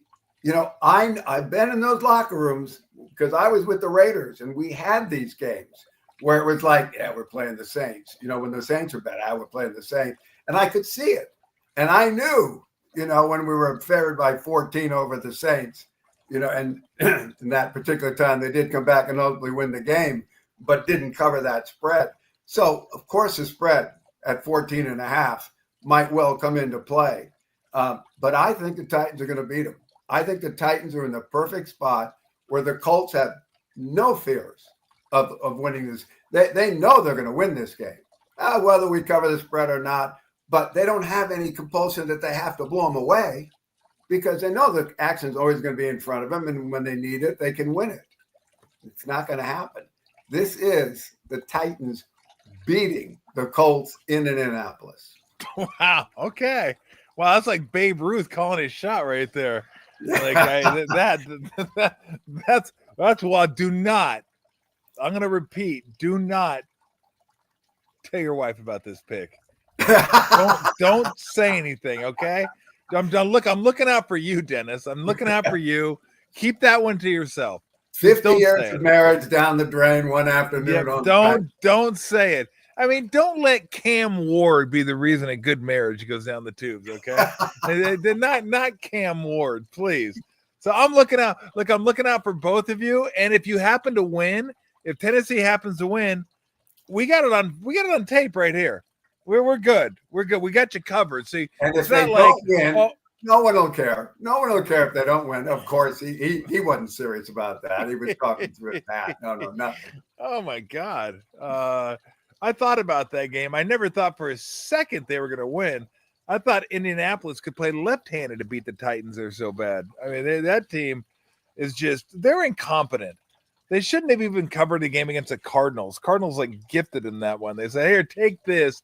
I mean, I had them last week. I thought they were in a great spot last week. I told you, I'm not taking the Bengals. I'm not taking the Titans until they prove they can cover a game. I did take the Bengals because I'm weak. I'm just weak. I can't stick by anything I say. But they did get by the Steelers. You don't gamble. No, I just wager. I just wager, Dennis. I do not gamble. And then I thought the Titans were in a great spot against the Patriots. They weren't. And they were even up early. I'm like, oh, hey, maybe that. No. It was really fun to watch Cam Ward drop back, go to throw, and then drop the ball at his own 15. Watch New England pick it up, running in for a touchdown. I'm like, what? I deserve that. I deserve it. So this one, I would look at this one. I don't know if I have the intestinal fortitude to do it, but we have it recorded. We're good. Money line Don't- play. Money line. Okay, don't. Don't Okay, bet the okay. spread. Yeah, Don't do bet not the tell your spread. wife. Just bet do the not- money line. Do not tell your wife. Do not say anything, please. I beg of you, don't say anything. All right, what else piques your interest? Well, there's a few that piqued my interest. I thought you might mention one. What one do you care about? Well, I mean, I told you the Texans was the one that really kind of jumped out to me that I really, really liked. The other one, I kind of want to take the Saints. I don't know why I'm drawn to the Saints. Like, there's no reason I should be drawn to the Saints as much as I am. Maybe it's because I don't even think they're great. I just think they're not as bad as I think people perceive them to be, which is kind of a weird way of looking at it. Their defense is like when I talk about the Saints, I think the defense is better than people think it is. It's not great, but it's not as bad as people think. Spencer Rattler, is he good? No, but he's not as bad as people think he is. I don't mind Kamara and Miller at the running back. Like, it's a pretty decent running back. Johnson's pretty good tight end. Olave, pretty good wide receiver. Shaheed, not bad. Like, the offense isn't terrible. It's not good. I don't know why I'm getting stuck on the Saints. And I'd find myself wanting to take the Saints against the Buccaneers. The problem is Buccaneers just lost and got dominated in that game against the Lions. So that probably keeps me off of it. The Browns intrigue me, but I'm tired of going against the Patriots. I feel like I want to go against Patriots. I want to beat the Patriots. And I might have to step away from that one, Dennis, just because there seems to be one team I can't get off of and they beat me. And then one team I can't stop betting against and they beat me some reason. Patriots might be that team, but I would like to take the Browns this week. What do you think about that one? Yeah, well, let's start with the Saints there because you Okay. mentioned it. Here's an interesting point on that particular game, and I'm going to be real interested to see how the numbers come through tonight and tomorrow night from the casinos, because I know people are betting on the Buccaneers. But here's what you have to know about the Buccaneers: even when they were winning, they were doing it with mirrors. I mean, it was last second here, 1 point win there, 2 point win there, 1 point win there. You know, Baker Mayfield's the MVP candidate because he keeps, orchestrating these comebacks. Well, he's had to orchestrate these comebacks because the team hasn't been dominant. They haven't, the defense hasn't shut people down, and the offense has scored when it had to get as many wins as it did. And then when they met a real quality team coming off a loss last week on Monday night, which was fortunately a win for us, the Lions took it to them. I mean, it wasn't nearly as close on the scoreboard as it was on the field. I mean, it was close on the scoreboard. They dominated that game from start to finish. They left a lot of points on the field with fourth down. And let's mention that. Let's highlight that just for 2 seconds. That was a winner Dennis had, okay? I mentioned the losers. Let's talk about the winners. And that's actually the first pick you gave out of the week, because you said get it at 5.5, and it did go to 6. So I thought I'd throw that out there. The week wasn't great, but should have been the top pick. Should have been the top pick. Exactly. I made a Why mistake not? on taking the Vikings. I was enamored by the Vikings down the stretch. But anyway, now we get a situation where now Tampa Bay coming off a loss. Okay, they'll get a win. They go into New Orleans and they opened like it as a 5.5 point favorite. And I know, and I'm going to see how strongly this is true, that the public is going to be betting the Buccaneers. And the line, I've watched it for 3.5 today. Yeah, it keeps coming down. Well, who's bringing that down? It isn't the public. And what are the books doing? They're responding to the wise guy money. So the wise guys don't always win, but you wouldn't want the record on the other side of them. And so, there they are. It's the Saints. And then you take the Cleveland Browns. You've got the New England Patriots. It's so tough to bet against a team that's been beating you.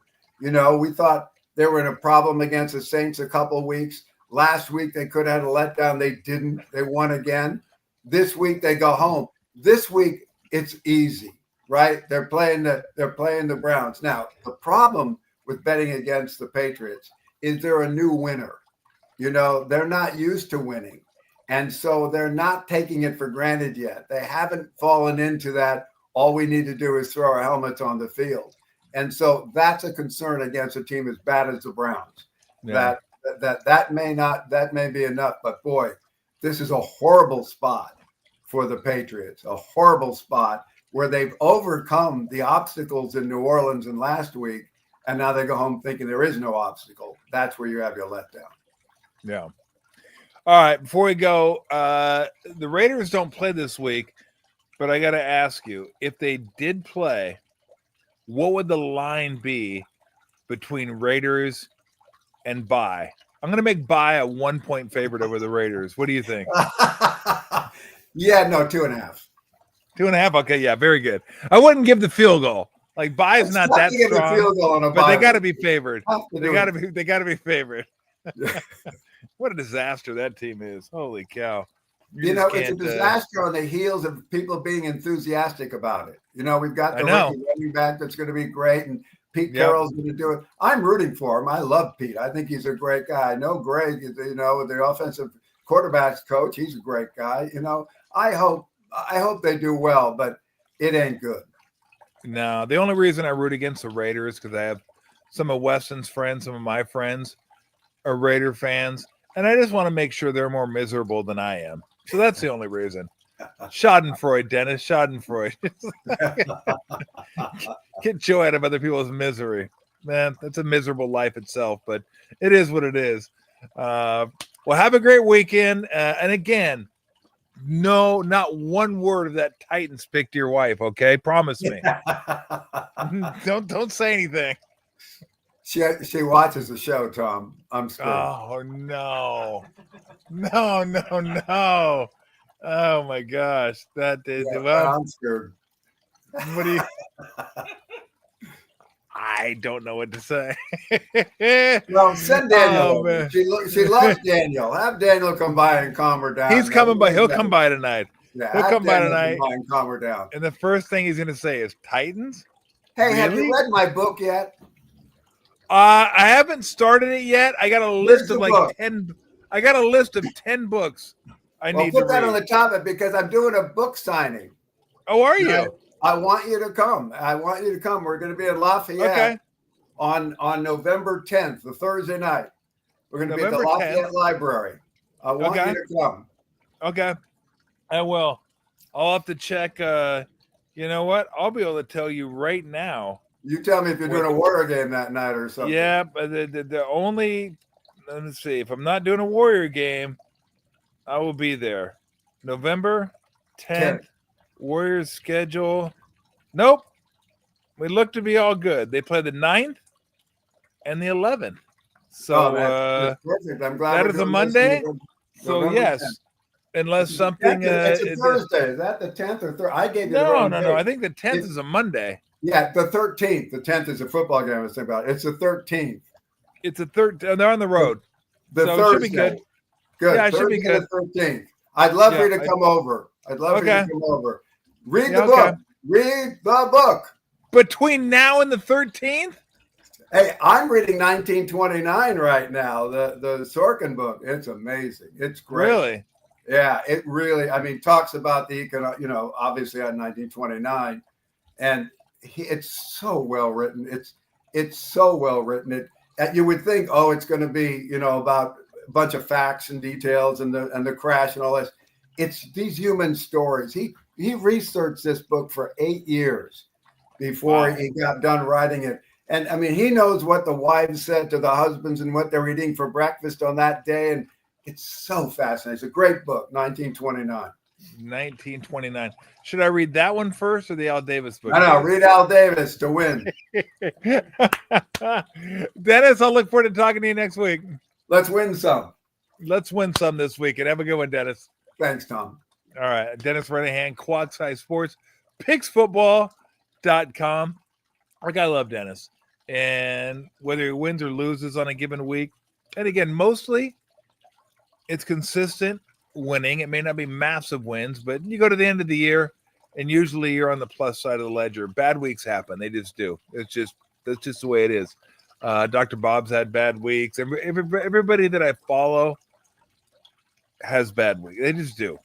The ones that don't have bad weeks, those are the ones you shouldn't get their picks because they're lying to you. It just happens.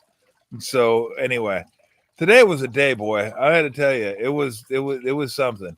We had somebody come in and caulk.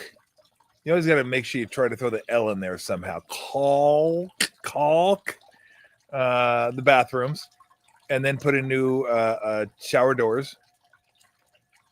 We had the gardeners come. We had somebody come and it had the ceiling, had a crack in the ceiling because the water was dripping from the showers onto the ceiling. So we had to get somebody come out and do that. They're all great. I mean, cool dudes too. But all at once. And then Bunny's digging over here and Lou's attacking Tony Ryan, busted him wide open. We've never had somebody busted wide open before, but Lou busted Tony Ryan wide open. Bridge of the nose. Looked like Rocky Marciano. Looked like Raging Bull. Lou was pretty proud of herself. Not sure why. And then I show you Bunny's stomach. Like Bunny was just a mess. Bunny was dirty. So I don't know about you guys. It's beer time. I've had a couple. I'm going to have another because I just want to go sit down, relax, and chill. Get ready for the World Series tonight. Go Blue Jays. We're all Canada. We're all Blue Jays. We're all Toronto tonight. So let's do it. Next show will be Sunday. I'm not sure exactly what we're going to do because Bergie will not be a part of that one. That'll be a 4 o'clock show, 18-hour time difference. That'll be 10 in the morning. Not going to put it past him. I'm not going to put it past him. He was in the Outback last night. I texted him. I go, do you have a bloomin' onion? Yeah. And then they went to the Barrier Reef, which looked pretty cool too. So anyway, are you ready? I'm like ready. You ready to go sit down and just go chill and get our weekend started? Yeah, I am too. See you guys Sunday. See ya.